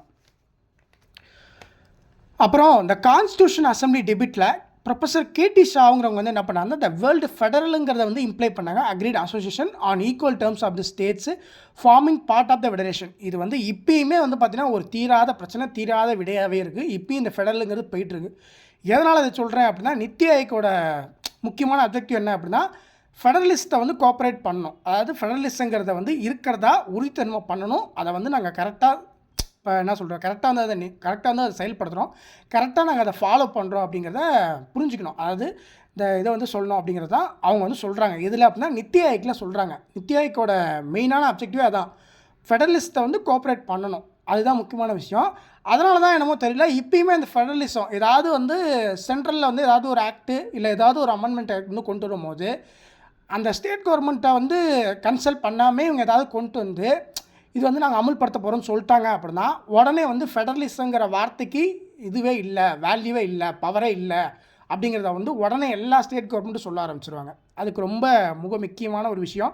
இப்போ நம்ம கரண்ட்டில் டெபிட்டில் போயிட்டுருக்கிறது இந்த யூஜிசியோட ரெகுலேஷன் கொண்டு தாங்க பார்த்தீங்களா, அந்த ஒரு டிபேட்டில் வந்து சில விஷயங்கள் வந்து நீங்கள் மாற்றணும். இது வந்து ஃபெடரலிஸ்ட்டை வந்து அந்த வார்த்தைக்கு பவரே இல்லாமல் இருக்குது அப்படின்ற மாதிரி இது ஒன்று. இன்னொன்று இந்த ஒன் நேஷன் ஒன் எலெக்ஷன் இருக்குல்ல, அதில் கூட சம்டைம் இதை பேசுகிறாங்க. அதனால் இதுவும் ஒரு டிபேட்டாக தான் இப்போயும் கரண்ட்டில் இருக்குது. இதை விட தாண்டி இப்பயுமே கரண்ட்டில் இந்த ஃபெடரலிஸ்ட்டை பற்றி கொஸ்டின் கேட்குறான். ஏன்னா நித்தி ஆயோக்கோட மெயினான அப்ஜெக்டிவே ஃபெடரலிஸ்ட்டை கோஆப்ரேட்டிவ் பண்ணணும். அதுதான் ரொம்ப மெயினான அப்ஜெக்டிவ். ஸோ அதனால் இதையும் நீங்கள் தெரிஞ்சுக்கணும். ஸோ அப்போ இந்த ஒரு பாயிண்டில் நமக்கு எதுவும் இம்பார்ட்டன்ட் இல்லை. பார்த்திங்கன்னா இந்த ஒரு விஷயத்தில் இங்கே வந்து பார்த்திங்கன்னா ஜஸ்ட் ஜென்ரலாக கொடுத்துருக்காங்க இந்த ஒரு ஆர்டிக்கலில்.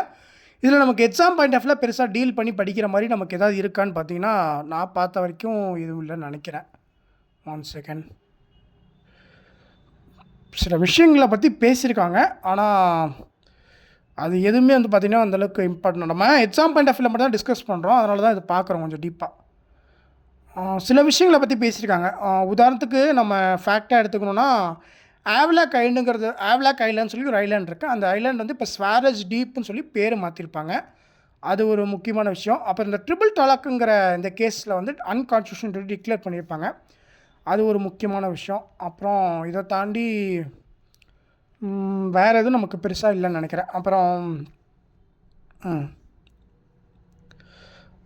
இங்கேயுமே நமக்கு இந்த கவர்மெண்ட் ஆஃப் இந்தியா ஆக்ட் 1935, ஆக்சுவலாக இந்த ஃபெடரலிசம்ங்கிற வார்த்தை கூட நமக்கு இந்த கவர்மெண்ட் ஆஃப் இந்தியா ஆக்ட் 1935 படி தான் கொண்டு வந்துருப்பாங்கன்னு நினைக்கிறேன். ஸோ இந்த ஒரு ஆக்டை பற்றி கொடுத்துருக்காங்க. வேறு இதில் பெருசாக அது இம்பார்ட்டன்ட் இல்லை. அப்புறம் எங்கேயும் ஜஸ்ட்டு வந்து இந்த பிக்சரை கொடுத்துட்டு உங்களுக்கு ஜஸ்ட்டு சும்மா பேசியிருக்கான். அதில் இம்பார்ட்டண்ட்டாக எதுவும் பாயிண்ட்ஸ் இல்லை நான் பார்த்த வரைக்கும், அதனால் அதை விட்டுருங்க. அப்புறம் இது நம்ம பார்த்துட்டோமா. அடுத்து இந்த 44வது அமெண்ட்மெண்ட் ஆக்ட்லேயே பாருங்கள், இந்த ஆக்ட் வந்து இன்ட்ரடியூஸ் பண்ணும்போது இதில் வந்து என்னென்ன விஷயங்கள், அதாவது இந்த 44 அமெண்ட்மெண்ட் ஆக்டில் என்ன மெயினான விஷயம் இருந்துச்சு அப்படின்னா, the act was introduced to provide safeguard against the recurrence of the tendency to take over the fundamental rights by the transient majority in the future and to ensure to the people an effective voice in determination in the form of government under which they are to live. This act also nullified various provisions that were brought into the Indian Constitution as new articles or as amendments by the 42nd Amendment Act. இந்த இதை நீங்கள் படிக்கும் போது என்னடா சொல்கிறாங்க, என்ன தான் இருக்குது அப்படின்ற மாதிரி உங்களுக்கு தெரியும். இதை நீங்கள் ரொம்ப டீப்பாக படிக்க வேணாம். இது எனக்கு தெரிஞ்ச எந்த எக்ஸாம்லையும் கேட்டதில்லை. ஆனால் ஜஸ்ட்டு என்ன அப்படிங்கிறத மட்டும் ஒரு வாட்டி பார்த்து வச்சுங்க. ஏன்னா இது எக்ஸாம் பாயிண்ட் ஆஃப் வியூவில் கேட்டதில்லை, அதனால தான் நான் சொல்கிறேன். நான் டிஸ்கஸ் பண்ணுறது எக்ஸாம் பாயிண்ட் ஆஃப் வியூ தான். அப்புறம் இந்தாண்டா பார்த்தீங்கன்னா former PMs India, former PM of India, அதே மாதிரி அவங்க சில அமெண்ட்மெண்ட்ஸ் தான் கொண்டு வந்திருப்பாங்களே, அதாவது 1லேருந்து 17வது அமெண்ட்மெண்ட் வந்து பார்த்தீங்கன்னா former prime minister of India Jawaharlal நேருவோட பீரியடில் கொண்டு வந்திருப்பாங்க. அடுத்து இந்த 18வது அமெண்ட்மெண்ட்டாக வந்து குஜ்ரால் நந்தா அவங்க ஃபார்ம் பிரைம் மினிஸ்டர் ஆஃப் இந்தியாவோட பீரியடில் கொண்டு வந்திருப்பாங்க.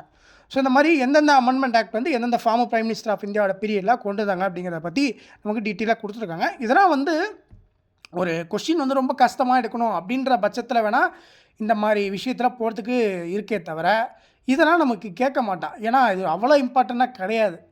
ஏன்னா இது வந்து நமக்கு ஒரு என்ன சொல்கிற, ஒரு பிரெயினுக்கு வந்து வேலை கொடுக்குற மாதிரி அப்படி ஒன்றும் பெருசாக இல்லை. அதனால் இது வந்து நமக்கு தேவையில்லை. ஆனால் என்னங்கிறத பார்த்து வச்சுக்கலாம், அவ்வளோதான் விஷயமே தவிர வேறு எதுவும் கிடையாது. அப்புறம் இது வந்து உங்களுக்கு தேவையே இல்லை, நல்லா பார்த்தீங்கனாலே தெரியும். அதாவது இந்தந்த பார்ட்டி தான் அந்தந்த இதை வந்து கொண்டு வந்தாங்க அப்படின்ற மாதிரி இது சொல்லியிருக்காங்க. நம்மளுக்கு தேவையே கிடையாது, பார்த்தீங்கனாலே உங்களுக்கே தெரியும்.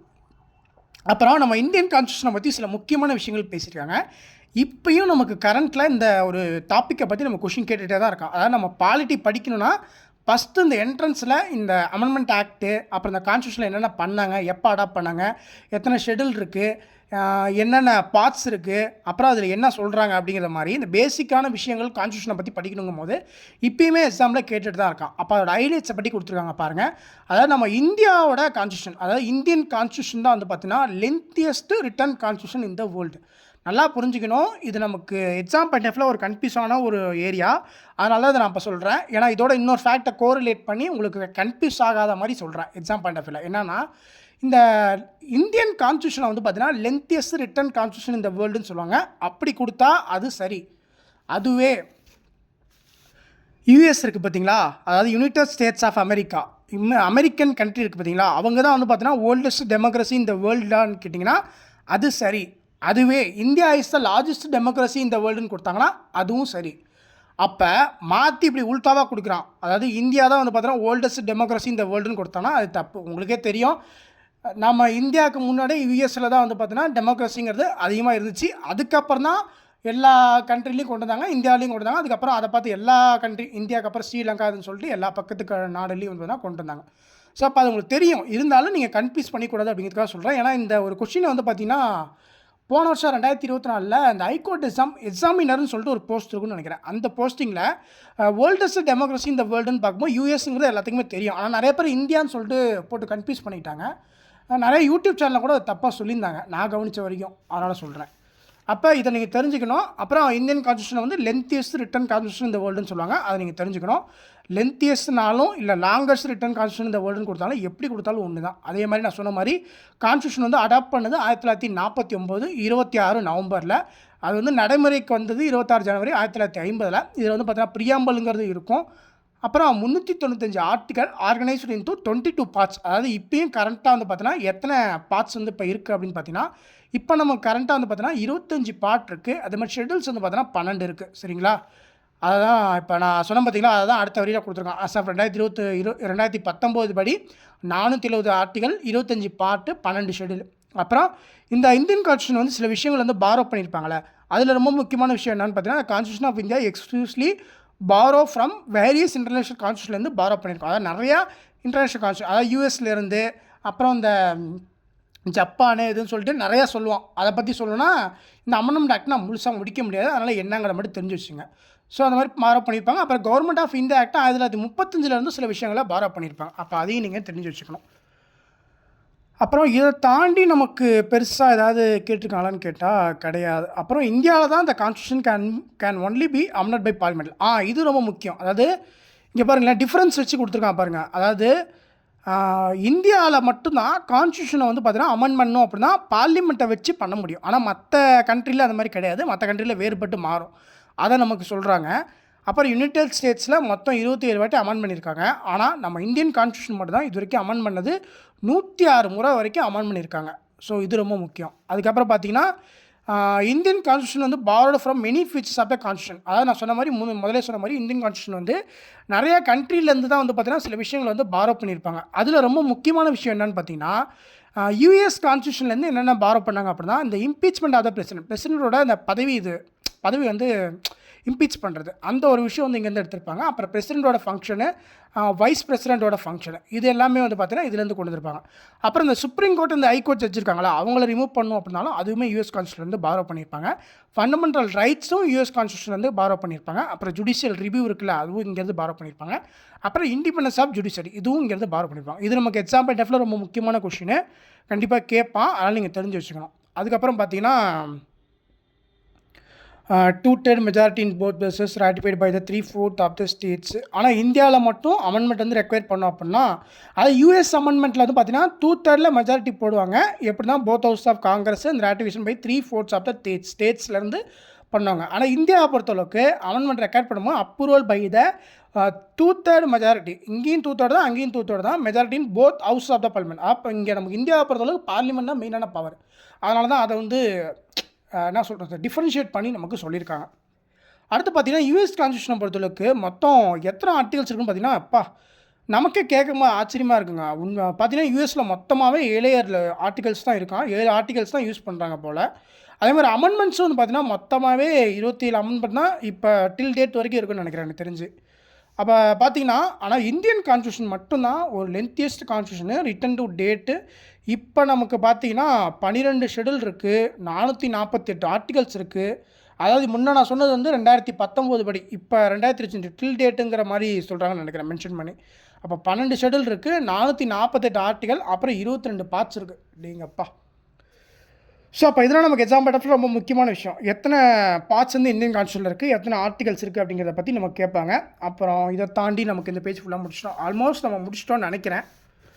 கிட்டத்தட்ட இன்னும் ஒரு 10 அமெண்ட்மெண்ட் ஆக்டோ 15 இருக்கும்னு நினைக்கிறேன் எனக்கு தெரிஞ்சு இம்பார்ட்டண்ட்டாக.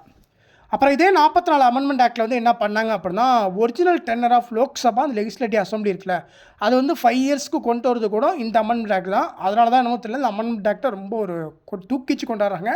மினி கான்ஸ்டியூஷன் சொல்கிறாங்க. Any changes in the basic structure of the constitution can be made only if they are approved by the people by a majority of the votes and the referendum in which at least 50% of elected participated. அதாவது ஒரு முக்கியமான நீங்கள் சீர்திருத்தங்கள் வந்து constitution வந்து பேசிக் ஸ்ட்ரக்சரில் வந்து amend பண்ணுறீங்க அப்படின்னா அதுக்கு குறைஞ்சபட்சம் மக்கள் வந்து இருக்கணும், அதாவது மெஜாரிட்டி வந்து இருக்கணும். எவ்வளோ ஓட்டு வந்து அட்லீஸ்ட் இருக்கணும் அப்படின்னா 51% ஆஃப் எலக்ட்ரேட் வந்து இருக்கணும், பார்ட்டிசிபேட் பண்ணியிருக்கணும். அப்படி இல்லை அப்படின்னா அதை அவங்களால அமெண்டே பண்ண முடியாது அப்படிங்கிற மாதிரி சொல்கிறாங்க. உதாரணத்துக்கு சொல்லணும்னா ஆர்டிகல் 368 சொல்கிறாங்களாட்டுக்கு.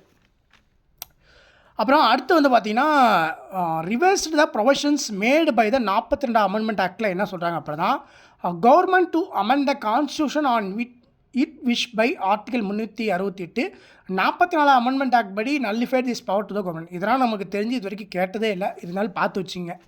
அடுத்து பார்த்தீங்கன்னா அந்த 44 அமெண்ட்மெண்ட் ஆக்டில் தான் இன்டர்னல் டிஸ்டர்பன்ஸுங்கிற அந்த வார்த்தையை கொண்டு வந்திருப்பாங்க. தெரிஞ்சு வச்சுங்க, மேபி கேட்கலாம் இந்த அமெண்ட்மெண்ட் ஆக்டில் இந்த வார்த்தையை வந்து எந்த அமெண்ட்மெண்ட் ஆக்டில் கொண்டு வந்தாங்க அப்படிங்கிற மாதிரி.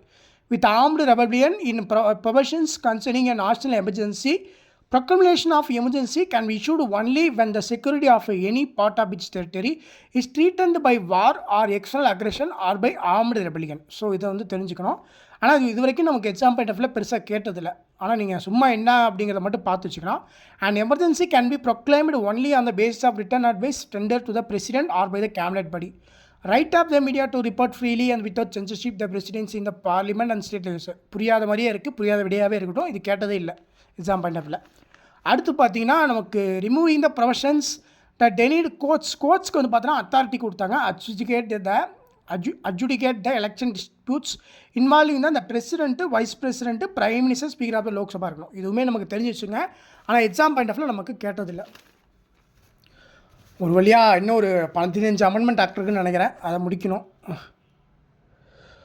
ஸோ இங்கே நீங்கள் பார்த்தீங்க அப்படின்னா, அதாவது 52வது அமெண்ட்மெண்ட் ஆக்ட்டை பற்றி நம்ம பார்க்க போகிறோம். 52வது அமெண்ட்மெண்ட் ஆக்ட் வந்து எந்த ஆண்டு கொண்டு வந்தாங்க அப்படின்னா 1985ல்.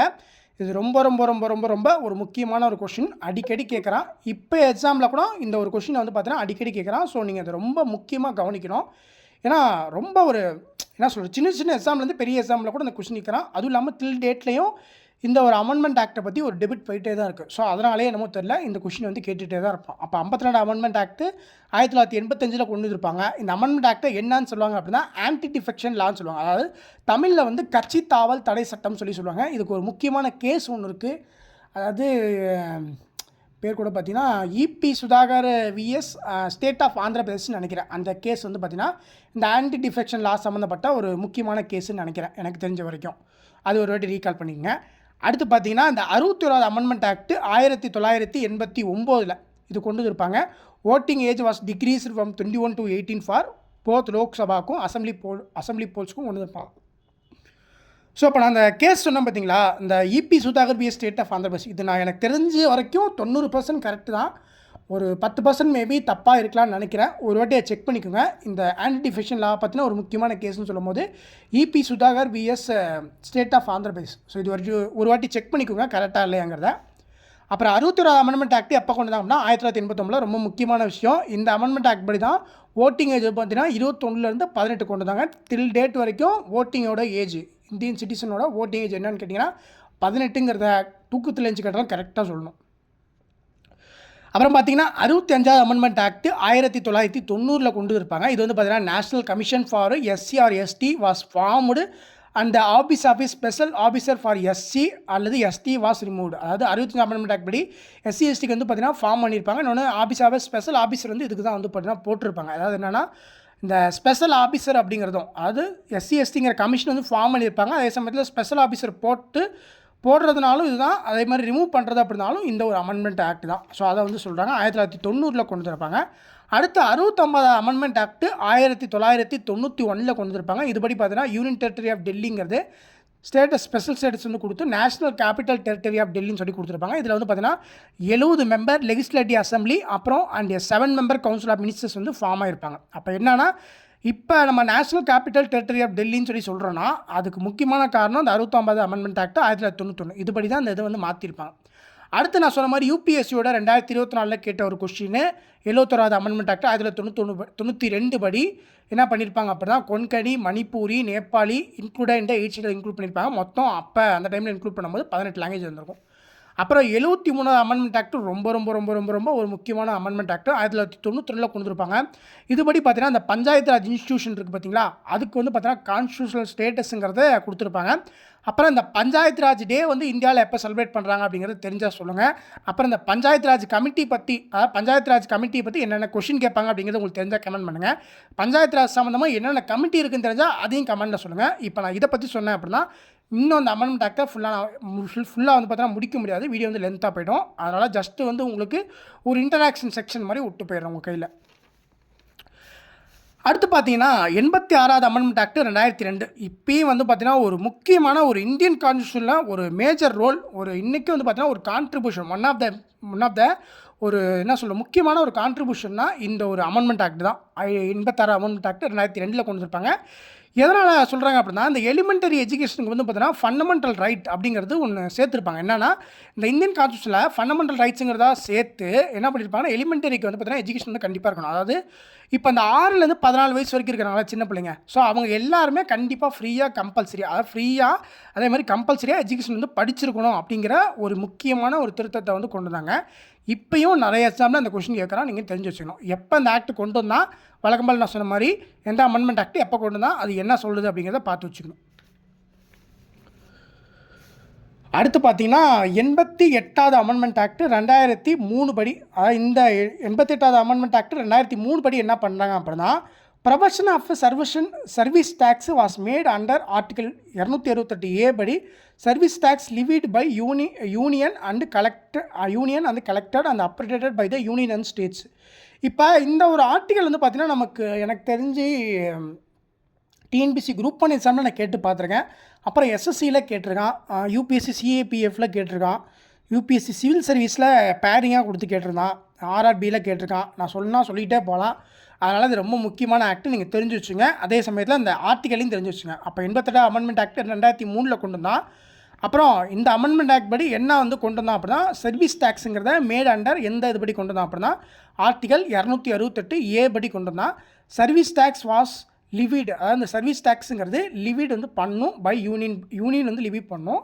அப்புறம் கலெக்டும் பண்ணும். அதாவது சர்வீஸ் டேக்ஸ் வந்து யூனியன் வந்து லிவி பண்ணும், அதே மாதிரி கலெக்டும் பண்ணும், அப்புறம் அப்ரடேட் வந்து பண்ணும் பை என்னென்னா யூனியன் அண்ட் ஸ்டேட்ஸ் படி பண்ணணும் அப்படிங்கிற இந்த ஒரு முக்கியமான விஷயத்தையும் சொல்கிறாங்க.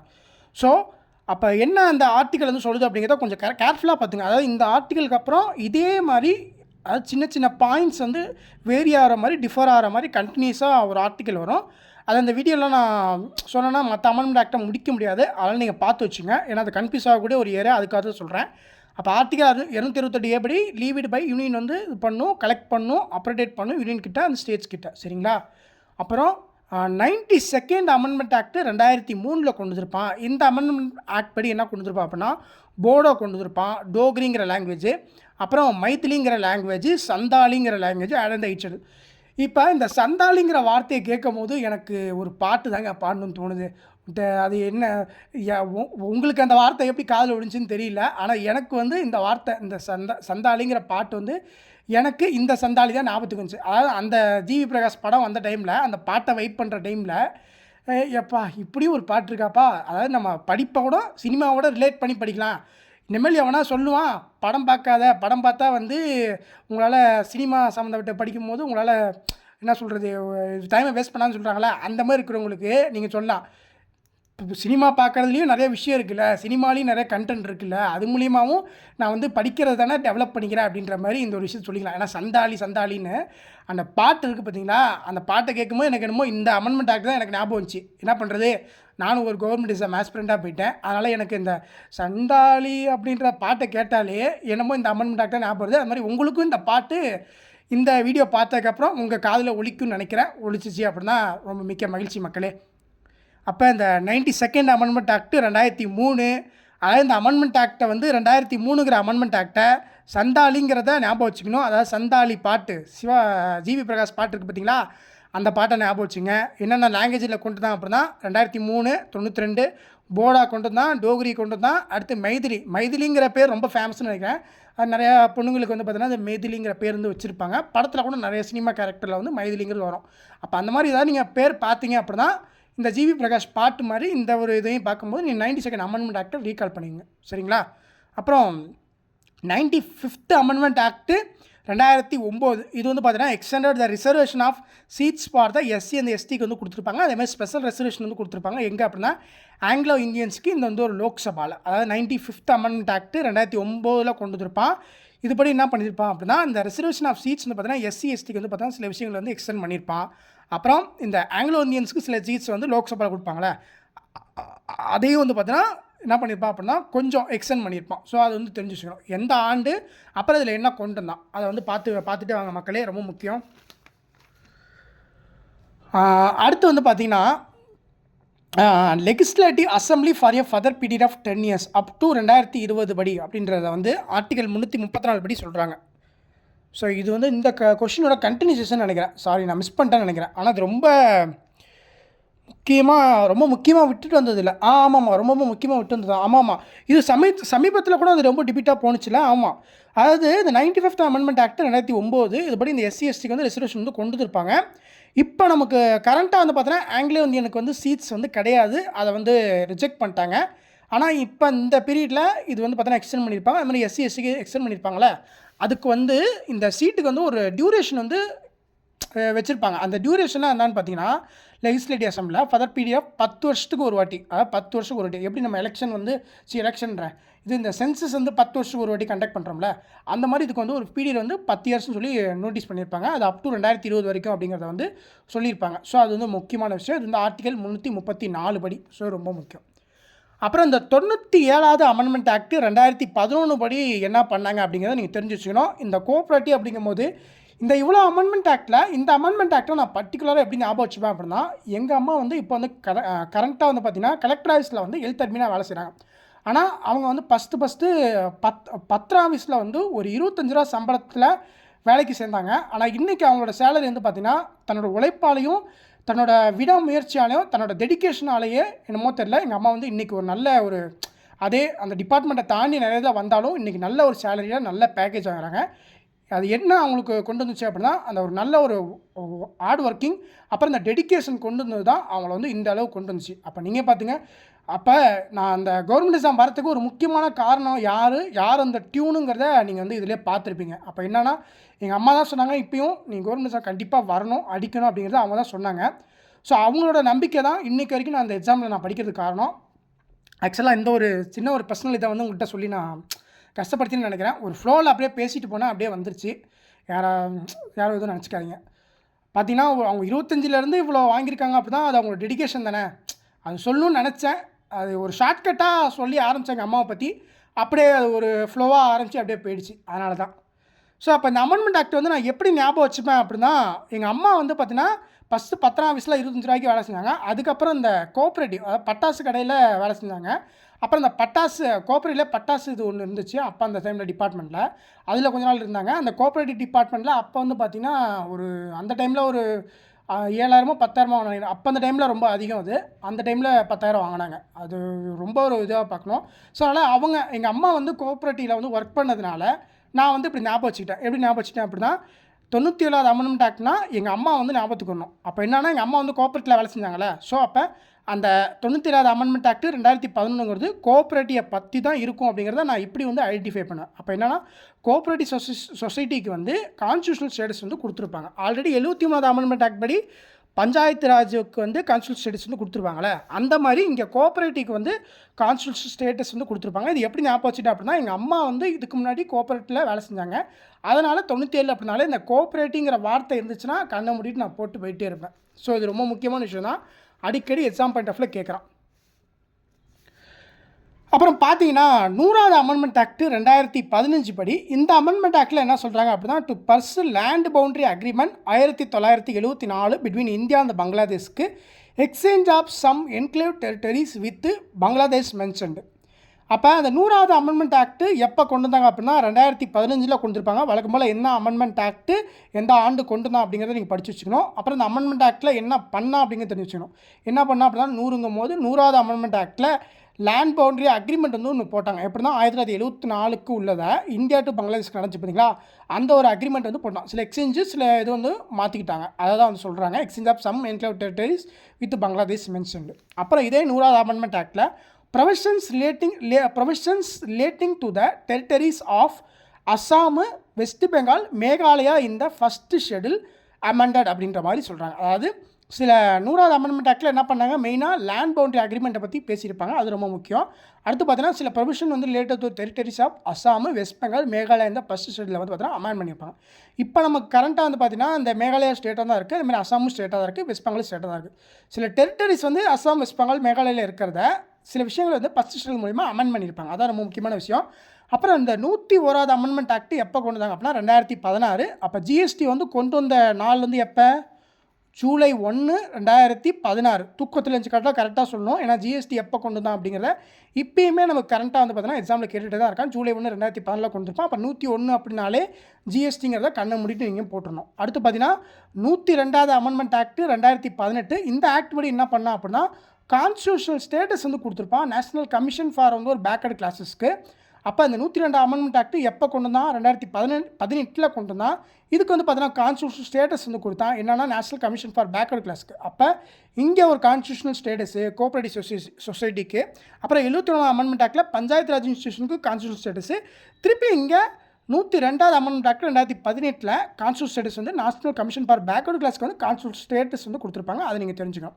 அப்புறம் 103வது அமெண்ட்மெண்ட் ஆக்ட் 2019 என்ன பண்ணியிருப்பாங்கன்னா 10% ரிசர்வேஷன் வந்து கொடுத்துருப்பாங்க. யாருக்கு அப்படின்னா economically weaker section of citizens of a class other than classes mention in clauses 4 and 5 of article 15 classes other than socially and educationally backward class of citizen or SC STs. ரொம்ப நீங்கள் படிக்கணும்னா 103 amendment act 2019 கொண்டு தான். இதில் என்ன பண்ணா அப்படின்னா 10% reservation வந்து கொடுத்தான். யாருக்கு அப்படின்னா எக்கனாமிக்கலி வீக்கர் செக்ஷன் தான் உள்ளவங்களுக்கு. சரிங்களா. அடுத்து பார்த்தீங்கன்னா 104வது அமெண்ட்மெண்ட் ஆக்ட். மொத்தம் 3 அமெண்ட்மெண்ட் ஆக்ட்னா பாக்கி இருக்குது. எக்ஸ்டெண்டட் டெட்லைன் ஃபார் த என்னன்னா சீசேஷன் ஆஃப் அங்கே நம்ம படித்தோம் பார்த்தீங்களா, அதாவது 2020 படி இந்த ரிசர்வேஷன் வந்து கூட எக்ஸ்டெண்ட் பண்ணாங்களா எஸ்சி எஸ்டிக்கும், அப்புறம் ஆங்கிலோ இந்தியனுக்கு ரிசர்வ் பண்ணாங்க. 2020 வரைக்கும் எக்ஸ்டெண்ட் பண்ணாங்க for further of period of 10 years சொன்னாங்களே, அது இப்போ திருப்பி வந்து அது திருப்பி வந்து பார்த்தீங்கன்னா இப்போ இதுக்கு வருது. ஸோ அந்த ஒரு விஷயம் 2020ன்னு சொன்னாங்களே, அதை தான் இப்போ அந்த 106 அமெண்ட்மெண்ட் ஆக்ட் 2020 படி அந்த சீஸ் பண்ணதை வந்து பார்த்தீங்கன்னா இப்போ டெட்லைன் வந்து பார்த்தீங்கன்னா எக்ஸ்டெண்ட் பண்ணியிருப்பாங்க. 2020 அப்போ அந்த சீஸ் பண்ணி எக்ஸ்டெண்ட் பண்ணாங்க பார்த்தீங்களா, அதை தான் வந்து பார்த்தீங்கன்னா இந்த அமெண்ட்மெண்ட் ஆக்ட் படி எக்ஸ்டெண்ட் பண்ணி அந்த சீஸ் பண்ணதை வந்து டெட்லைன் வந்து எக்ஸ்டெண்ட் பண்ணியிருப்பாங்க. எஸ்சி எஸ்டிக்கு வந்து லோக்சபா வந்து எக்ஸ்டெண்ட் பண்ணியிருப்பாங்க. எவ்வளோ அப்படின்னா 70லேருந்து 80 அப்படின்ற மாதிரி இன்க்ரீஸ் பண்ணியிருப்பாங்க. அதே மாதிரி ஆங்கிலோ இந்தியன்ஸ்க்கு வந்து பார்த்திங்கன்னா லோக்சபா அசம்பிளி ரெண்டுத்துலேயுமே அதை பார்த்தீங்கன்னா ரிமூவ் பண்ணியிருப்பாங்க. அப்போ 95 அமெண்ட்மெண்ட் ஆக்ட் 2009 படி 2 பேத்துக்கும் சீட்ஸ் கொடுத்து எக்ஸ்டெண்ட் பண்ணியிருப்பாங்க. அதே மாதிரி ஒரு டியூரேஷன் வச்சு டெட்லைன் வந்து 2020 வரைக்கும் கொடுத்துருப்பாங்க. அதுக்கப்புறம் 104 அமெண்ட்மெண்ட் ஆக்ட் 2020 படி இந்த இதை சீஸ் பண்ணதை வந்து எக்ஸ்டெண்ட் பண்ணி டெட்லைன் வந்து எக்ஸ்டெண்ட் பண்ணிட்டு எஸ்சி எஸ்டிக்கு மட்டும் சீட்ஸ் வந்து அதிகமாக கொடுத்துருவாங்க. கொடுத்துட்டு இந்த ஆங்கிலோ இந்தியன் கம்யூனிட்டிக்கு வந்து என்ன பண்ணியிருப்பாங்கன்னா சீட்ஸ் வந்து ரிமூவ் பண்ணியிருப்பாங்க. அதான் ரொம்ப முக்கியம். அடுத்து வந்து பார்த்தீங்கன்னா 105 அமெண்ட்மெண்ட் ஆக்ட் 2021. இந்த அமெண்ட்மெண்ட் ஆக்ட் படி என்ன பண்ணுறாங்க அப்படின்னா, restored state governments power to prepare socially and educationally backward classes list வந்து கொடுத்துருப்பாங்க. அது என்னன்னா 105 அமெண்ட்மெண்ட் ஆக்ட் எப்போ கொண்டு வந்தோம் அப்படின்னா 2021 கொண்டு வந்தால் restored state governments power to prepare socially and educationally backward classes list அப்படின்னு சொல்லியிருப்பாங்க. அதாவது ஸ்டேட் கவர்மெண்ட்டில் இருக்கிற அந்த பவரில் இருக்கும்போது என்ன பண்ணாங்கன்னா இந்த socially educationally backward class list இருக்குல்ல, அதெல்லாம் வந்து பார்த்தீங்கன்னா ரீஸ்டோர் பண்ணி கரெக்டாக வந்து அப்டேட் பண்ணோம் அப்படின்ற மாதிரி இது ஒரு விஷயம் சொல்லியிருப்பாங்க. இது நமக்கு எக்ஸாம் பாயிண்ட் கேட்டதில் தெரிஞ்சிச்சுங்க. ஆனால் இப்போ நான் கடைசியாக சொன்ன இந்த ஒரு 95 அமெண்ட்மெண்ட்டாக்கு 104 அமெண்ட்மெண்ட் இருக்குல்ல, அது ரொம்ப முக்கியம். என்ன பண்ணாங்க என்ன மாற்றுறாங்க அப்படிங்கிறத தெரிஞ்சிச்சுங்க, ரொம்ப முக்கியம். ஏன்னா அந்த ஆங்கிலோ இந்தியன் சீட்ஸை வந்து கொடுத்துருப்பாங்க, அப்புறம் இங்கே 104 வந்து ரிமூவ் பண்ணியிருப்பாங்க. அதனால் நீங்கள் வந்து தெரிஞ்சுக்கணும். அதாவது கொடுத்துருக்க மாட்டாங்க. அதாவது டெட்லைன் வந்து இது ஆங்கிலோ இந்தியன் சீட்ஸ்க்கு வந்து பார்த்தீங்கன்னா சீட்ஸ் வந்து பார்த்தீங்கன்னா எக்ஸ்டெண்ட் தான் கிடையாது. அதாவது என்ன பண்ணியிருப்பாங்க அப்படின்னா அதில் வந்து அந்த சீட்ஸ் வந்து அதிகமாக்கியிருப்பாங்க. அப்புறம் இன்னொன்று என்ன பண்ணியிருப்பாங்கன்னா அதுக்கு ஒரு குறிப்பிட்ட இது வந்து டெட்லைன் கொடுத்து வந்து சீஸ் பண்ணி வச்சுருப்பாங்க. அதுக்கப்புறம் 104 படி அதை என்ன பண்ணுவாங்க அப்படின்னா அந்த இதை வந்து பார்த்தீங்கன்னா சீஸ் பண்ணதை வந்து எக்ஸ்டெண்ட் பண்ணி டெட்லைன் வந்து பார்த்தீங்கன்னா இருக்கிறத வந்து பார்த்தீங்கன்னா எக்ஸ்டெண்ட் பண்ணி சீஸ் பண்ணி அந்த எக்ஸ்டெண்ட் பண்ண அந்த டெட்லைன் வந்து பார்த்தீங்கன்னா எக்ஸ்டெண்ட் பண்ணியிருப்பாங்க. சீட்ஸ் அதிகமாக்கி அப்புறம் என்ன பண்ணியிருப்பாங்க அப்படின்னா ஆங்கிலோ இந்தியன் கம்யூனிட்டி இருக்காங்களா அவங்களுக்கு வந்து பார்த்தீங்கன்னா லோக்சபா அசம்பிளியில் வந்து பார்த்தீங்கன்னா சீட்ஸ் வந்து ரிமூவ் பண்ணியிருப்பாங்க. இப்போ தெரியும் மக்களே, உங்களுக்கு ஒரு காம்படிட்டிவ் எக்ஸாம் ஆஸ்பிரண்ட்டு ஒரு சின்ன டாப்பிக்கு இதையே ஞாபகம் வச்சுக்கணும்னா எவ்வளோ கன்ஃபியூஷன் எவ்வளோ விஷயம் இருக்குது. இந்த சின்ன டாப்பிக்கில் இவ்வளோ விஷயம் இருக்குது, இவ்வளோ நம்ம ஞாபகம் வச்சுக்கணும், இவ்வளோ கன்ஃபியூஷன் பாயிண்ட்ஸ் இருக்குது. சின்ன விஷயத்துக்கே இவ்வளோ இருக்குது. இன்னும் நம்ம வந்து பார்த்தீங்கன்னா நிறையா படிக்கிறோம். ஆனால் இப்படிப்பட்ட காம்படிட்டிவ் எக்ஸாம் படிக்கிறவங்களாம் வந்து அங்கங்கே என்ன பெரிய படிக்கிற எது படிக்கிற அப்படின்ற மாதிரி சொல்கிறாங்க, அசால்ட்டாக சொல்லி போகிறாங்க. ஏன்னா இப்போ நிறைய பேர் வந்து நீ மட்டும் தான் படிக்க எல்லாரும் படிக்கலாம் அப்படின்ற மாதிரி அப்படி தான் சொல்கிறாங்களே. அதனால் அது நமக்கு ஒரு இதுவாக இருக்குது. பரவாயில்ல, தெரிஞ்சுக்கங்க. பார்த்துங்க, இப்போ நான் இது எதுக்கு சொல்கிறேன்னா இந்த வீடியோவில் சொல்கிறேன், நானே வந்து 1 செகண்ட் வந்து அப்படியே ஒரு மாதிரி இதாகிட்டேன். என்ன சொல்கிறது, எனக்கே வந்து ஒரு கன்ஃபியூஸ் ஆகிடுச்சு. அப்புறமேல் தான் திருப்பி இதுக்கு இது அதுக்கு அது அப்படின்ற மாதிரி இந்த காமெடி ஒன்று அப்படிங்களா, இதுக்கு அது அதுக்கு அது அப்படின்ற மாதிரி அந்த மாதிரி நான் அதுக்கப்புறம் தான் நானே புரிஞ்சுட்டேன். அப்போ நீங்கள் ரொம்ப கவனமாக படிக்கணும். இந்த மாதிரி இதெல்லாம் வந்து படிக்கும் போது ரொம்ப கவனமாக படிக்கணும். நான் எக்ஸாம் பாயிண்ட் ஆஃப்ல கன்ஃபியூஸ் ஆகும். சரிங்களா? அப்புறம் நம்ம சூப்பர் ஸ்டார் ரஜினிகாந்தோட டைலாக்கை நம்ம சொல்லி இந்த ஒரு 106 அமெண்ட்மெண்ட் ஆக்டை கடைசியாக சொல்லி இந்த டைலாக் வந்து முடிச்சிடும். The last but not least அப்படின்ற மாதிரி சூப்பர் ஸ்டாரோட ரஜினிகாந்த் டைலாக்கில் சொல்லி இந்த ஒரு வீடியோ வந்து நம்ம முடிவுக்கு கொண்டு வரோம். ஸோ என்ன அப்படின்னா 106 அமெண்ட்மெண்ட் ஆக்ட் 2023 இந்த அமெண்ட்மெண்ட் ஆக்ட் படி என்ன கொண்டு வராங்க அப்படின்னா இப்போயும் நமக்கு இது வந்து ஒரு டிபேட்டில் போயிட்டுருக்கு. என்ன அப்படின்னா உமன்ஸ்க்கு வந்து ரிசர்வேஷன் கொடுக்குறது ஒரு சில பேர் வந்து வரவேற்கிறாங்க, ஒரு சில பேர் வந்து ஏன் கொடுக்கணும் அப்படின்றாங்க. இது ஒன்றும் ஒரு பெரிய விஷயம்லாம் கிடையாது. நாட்டில் எவ்வளோ பிரச்சனை இருக்குது, அதனால் நிறைய பிரச்சனையை வந்து பார்த்து சரி பண்ணலாம். இது வந்து ஒரு நல்ல விஷயம் தான். ஏன் சொல்லுவேன்னா நம்ம father of the Indian constitution இருக்காங்க பார்த்தீங்களா, டாக்டர் B.R. அம்பேத்கர், அவங்களே வந்து பார்த்திங்கன்னா இந்த உமன் ரிசர்வேஷன் சீட்ஸ் வந்து கரெக்டாக வந்து கொடுக்கணும், அதாவது உமனுக்கு வந்து சீட் வந்து கொடுக்கணும் அப்படிங்கிறது அவர் வந்து பார்த்திங்கன்னா அப்போ, அதாவது former prime minister of India Jawaharlal Nehru வந்து பிரைம் மினிஸ்டராக இருக்கும் போது டிமாண்ட் பண்ணாங்க. ஆனால் அதை வந்து சில பேர் வந்து இப்போ புறக்கணித்த மாதிரி அப்பயும் வந்து பார்த்திங்கன்னா இது வந்து முடியாத இதுங்கிற மாதிரி ஒரு விஷயத்தை கொண்டு வந்தால் எதிர்ப்பு, இந்த கான்ட்ரவர்சி பேச்செல்லாம் வரும்ல, அந்த மாதிரி அப்பயும் சொன்னதுனால அது வந்து ரொம்ப கஷ்டமாக போச்சு. ஏன்னா நம்ம இதை ஒரு கஷ்டப்பட்டு ஒரு கான்ஸ்டியூஷன் உருவாக்கி நம்ம இது பண்ணி கொடுத்தோம். ஆனால் நம்ம சொல்கிறதே இவங்க கேட்க மாட்டேங்கிறாங்க. பவர்னால் அந்த பவரில் இருக்கிற அந்த பவருக்கு வந்து ஒரு வேல்யூ இருக்கணும், அந்த பவருக்கே வேல்யூ இல்லைனா இந்த பவர் எதுக்கு அப்படின்ற மாதிரி நம்மளோட ஆனரபிள் ரொம்ப ஒரு ரெஸ்பெக்டபிளான ஒரு பர்சன் டாக்டர் B.R. அம்பேத்கர் வந்து அதை பற்றி வந்து பேசியிருந்தாங்க. அதனால தான் அவங்க வந்து பார்த்திங்கன்னா அந்த ஒரு விருப்பமே இல்லாமல் இவ்வளோ அந்த இது அவங்க சொல்லி அதை கேட்கல, யாரும் பொருட்படுத்த ரொம்ப அதை கேட்கறத வந்து எடுத்துக்காமல் பொருட்படுத்தி பேசினாமல் இல்லாமல் அவங்கள வந்து ரொம்ப கஷ்டப்படுத்துகிறாங்க. அதை வந்து ஒரு அளவு வந்து ஏற்றுக்க முடியல. இந்த பவருக்கான வேல்யூ இல்லாமல் போயிடுச்சு அப்படின்ற மாதிரி, இந்த பவரில் இருந்து இதுக்கப்புறம் நம்ம வேஸ்ட்டு அப்படிங்கிறதுனால தான் அந்த பதவியை கூட ரிசைன் பண்ணாங்க அப்படிங்கிறத இப்பயும் நமக்கு சொல்கிறாங்க. இது ரொம்ப முக்கியமான விஷயம். அதனால் இந்த 106வது அமெண்ட்மெண்ட் ஆக்டை நான் வந்து உண்மையிலே வரவேற்கிறேன். எனக்கு அது வந்து ஓகேவாக தான் தோணுது. இன்னும் இந்த மாதிரி நல்ல நல்ல அமெண்ட்மெண்ட் ஆக்டை கொண்டு வந்து நம்ம கான்ஸ்டியூஷன் வந்து நல்ல ஒரு மற்ற கான்ஸ்டியூஷன் மாதிரி இல்லாமல் நம்ம கான்ஸ்டியூஷன் வந்து ஒரு பெருமையை வந்து சேர்க்கணும். அதாவது யூஎஸ் கான்ஸ்டியூஷன் மாறி நம்ம ஒரு நம்மளோட கான்ஸ்டியூஷன் வந்து ஒரு தனியாக யுனிக்காக இருந்து செயல்பட்டு ஒரு எப்படி நம்ம லார்ஜஸ்ட் டெமோக்ரஸின்னு சொல்கிறோமோ அந்த மாதிரி இந்தியன் கான்ஸ்டியூஷனாக ரொம்ப ஒரு முக்கியமான கான்ஸ்டியூஷன், ரொம்ப நல்லாயிருக்கும், அதோட இது நல்லாயிருக்கும் அப்படின்னு நிறைய பேர் பெருமையாக சொல்கிற மாதிரி நடக்கணும் அப்படின்ற மாதிரி நான் கேட்டுக்கிறேன் அந்த வீடியோவில். ஸோ இப்போ பார்த்தீங்கன்னா 106 அமெண்ட்மெண்ட் ஆக்ட் படி என்ன பண்ணாங்கன்னா, இப்போ டெபிட்டில் போயிட்டு இருக்கிறது உமன்ஸ் ரிசர்வேஷன் பில் வந்து பார்த்தீங்கன்னா கொடுத்தாங்க. இந்த 106 பில்லை வந்து பார்த்தீங்கன்னா இந்த இடத்துல ஆக்சுவலாக நியூஸ் பேப்பரில் இதை போடல, இருந்தாலும் நான் சொல்கிறேன். எனக்கு தெரிஞ்சு நரிசக்தி வந்தியன்னு சொல்லுவாங்கன்னு நினைக்கிறேன். இந்த 106 அமெண்ட்மெண்ட் பில்லை நரிசக்தி வந்தியன்னு சொல்லுவாங்கன்னு நினைக்கிறேன். அதை இந்த இடத்துல பேப்பரில் போடல, இருந்தாலும் சொல்கிறேன். உமன்ஸ் ரிசர்வேஷன் பில்லு 1/3 சீட்ஸ் வந்து கொடுத்துருப்பாங்க உமனுக்கு லோக்சபாவில். அப்புறம் ஸ்டேட் லெஜிஸ்லேட்டிவ் அசம்பிளியில் கொடுத்துருப்பாங்க. அப்புறம் legislative assembly of the national capital territory of Delhi இருக்குது பார்த்தீங்களா, அதுதான் நம்ம சொன்னோம். அதாவது யூனியன் டெரிட்டரிங்கிறத நேஷனல் கேபிட்டல் டெரிட்டரியாக மாற்றிருப்பாங்க. எங்கே அப்படின்னா 69 அமெண்ட்மெண்ட் ஆக்ட், இங்கே 69 அமெண்ட்மெண்ட் ஆக்ட் 1991 படி இந்த வார்த்தையை மாற்றிருப்பாங்க. அதை தான் இங்கே வந்து ரீப்ளேஸ் பண்ணி சொல்கிறாங்க கரெக்டாக. அதாவது national capital of territory of டெல்லிக்கு வந்து பார்த்தீங்கன்னா 1/3 சீட்டுங்கிறத கொடுத்துருப்பாங்க. நரிசக்தி வந்தேன்னு இந்த பில்லை வந்து சொல்லுவாங்க. ஸோ இந்த ஒரு வீடியோ நம்ம வந்து ஒரு ஃபுல்ஸாக வந்து பார்த்தீங்கன்னா முழுமையாக முடிச்சாச்சு. நிறையா சின்ன சின்ன ஃபேக்ட் கூட நம்ம கனெக்ட் பண்ணி ஓரளவுக்கு நம்ம வந்து கரெக்டாக வந்து பேசியிருந்தோம். சில ஃபேக்ட் மட்டும் ரொம்ப டீப்பாக அதுக்குள்ளே பேசணும், ரொம்ப டீப்பாக போகும். இந்த வீடியோ கொஞ்சம் ரொம்ப லென்த்தான வீடியோவாக போகும் அப்படிங்கிறனால தான் சில விஷயங்கள் நான் ஸ்கிப் பண்ணேன். இருந்தாலும் முடிஞ்ச அளவுக்கு சில ஃபேக்ட் வந்து கனெக்ட் ஆகிறத நான் கரெக்டாக கனெக்ட் பண்ணி பேசினேன். அப்புறம் சில எக்ஸ்ட்ரா வந்து இந்த அமெண்ட்மெண்ட் ஆக்ட் பற்றி பேசும்போது அது சம்மந்தமாக சில ஸ்பெஷல் இது இருக்குல்ல, அதையும் நான் பேசினேன். உதாரணத்துக்கு இந்த 106 அமெண்ட்மெண்ட் ஆக்டை பற்றி ஒரு ஸ்பெஷல் இது வந்து பேசினேன் பார்த்தீங்களா, டாக்டர் பி.ஆர். அம்பேத்கர் பற்றி பேசினேன் பார்த்தீங்களா. ஸோ அந்த மாதிரி சில விஷயங்களையும் நான் அதை இன்க்ளூட் பண்ணி சில விதங்களை பேசியிருந்தேன். ஸோ கண்டிப்பாக காம்படிட்டிவ் எக்ஸாம் படிக்கிறவங்களுக்கு இந்த ஒரு வீடியோ வந்து பார்த்திங்கன்னா ரொம்ப ஒரு யூஸ்ஃபுல்லாக இருக்கும்னு நினைக்கிறேன். ஏன்னா இந்த ஒரு வீடியோவில் டில் டேட்டில் இருக்கிற இந்த 106 அமெண்ட்மெண்ட் ஆக்ட், அதாவது 1லேருந்து 106 அமெண்ட்மெண்ட் ஆக்டில் என்னென்ன கொண்டு தாங்க, இந்த அமெண்ட்மெண்ட் ஆக்ட் என்ன ஆண்டில் கொண்டு தாங்க, அப்புறம் இந்த அமெண்ட்மெண்ட் ஆக்டில் என்னென்ன பண்ணாங்க, என்னென்ன சேஞ்சஸ் பண்ணாங்க அப்படிங்கிறத இந்த ஒரு வீடியோவில் நான் ஃபுல்லாக டீட்டெயிலாக எலாபரேட்டாக சொல்லியிருப்பேன். அதோடு சேர்த்து சில ஃபேக்டை கனெக்ட் பண்ணி கோரிலேட் பண்ணி சொல்லியிருப்பேன். அதுவுமே உங்களுக்கு ரொம்ப பிடிச்சிருக்குன்னு நினைக்கிறேன். இதே மாதிரி நிறையா வீடியோவோட உங்களை வந்து இந்த வருஷத்தில் நான் நிறைய வீடியோவோட உங்களை நான் சந்திக்கிறேன். ஸோ கண்டிப்பாக நான் சொன்ன மாதிரி வீடியோட ஸ்டார்டிங்கில் சொன்ன மாதிரி நான் கண்டிப்பாக வாரத்தில், அதாவது தினக்கும் வீடியோ போட முடியலனாலும் வாரத்தில் ஒரு வீடியோ அல்ல மாதத்தில் ஒரு வீடியோவாவது நான் போட ட்ரை பண்ணுறேன். ஸோ அடுத்த ஒரு வீடியோவில் இதே மாதிரி பார்ப்போம் மக்களே. பாய் பாய் பாய் பாய்.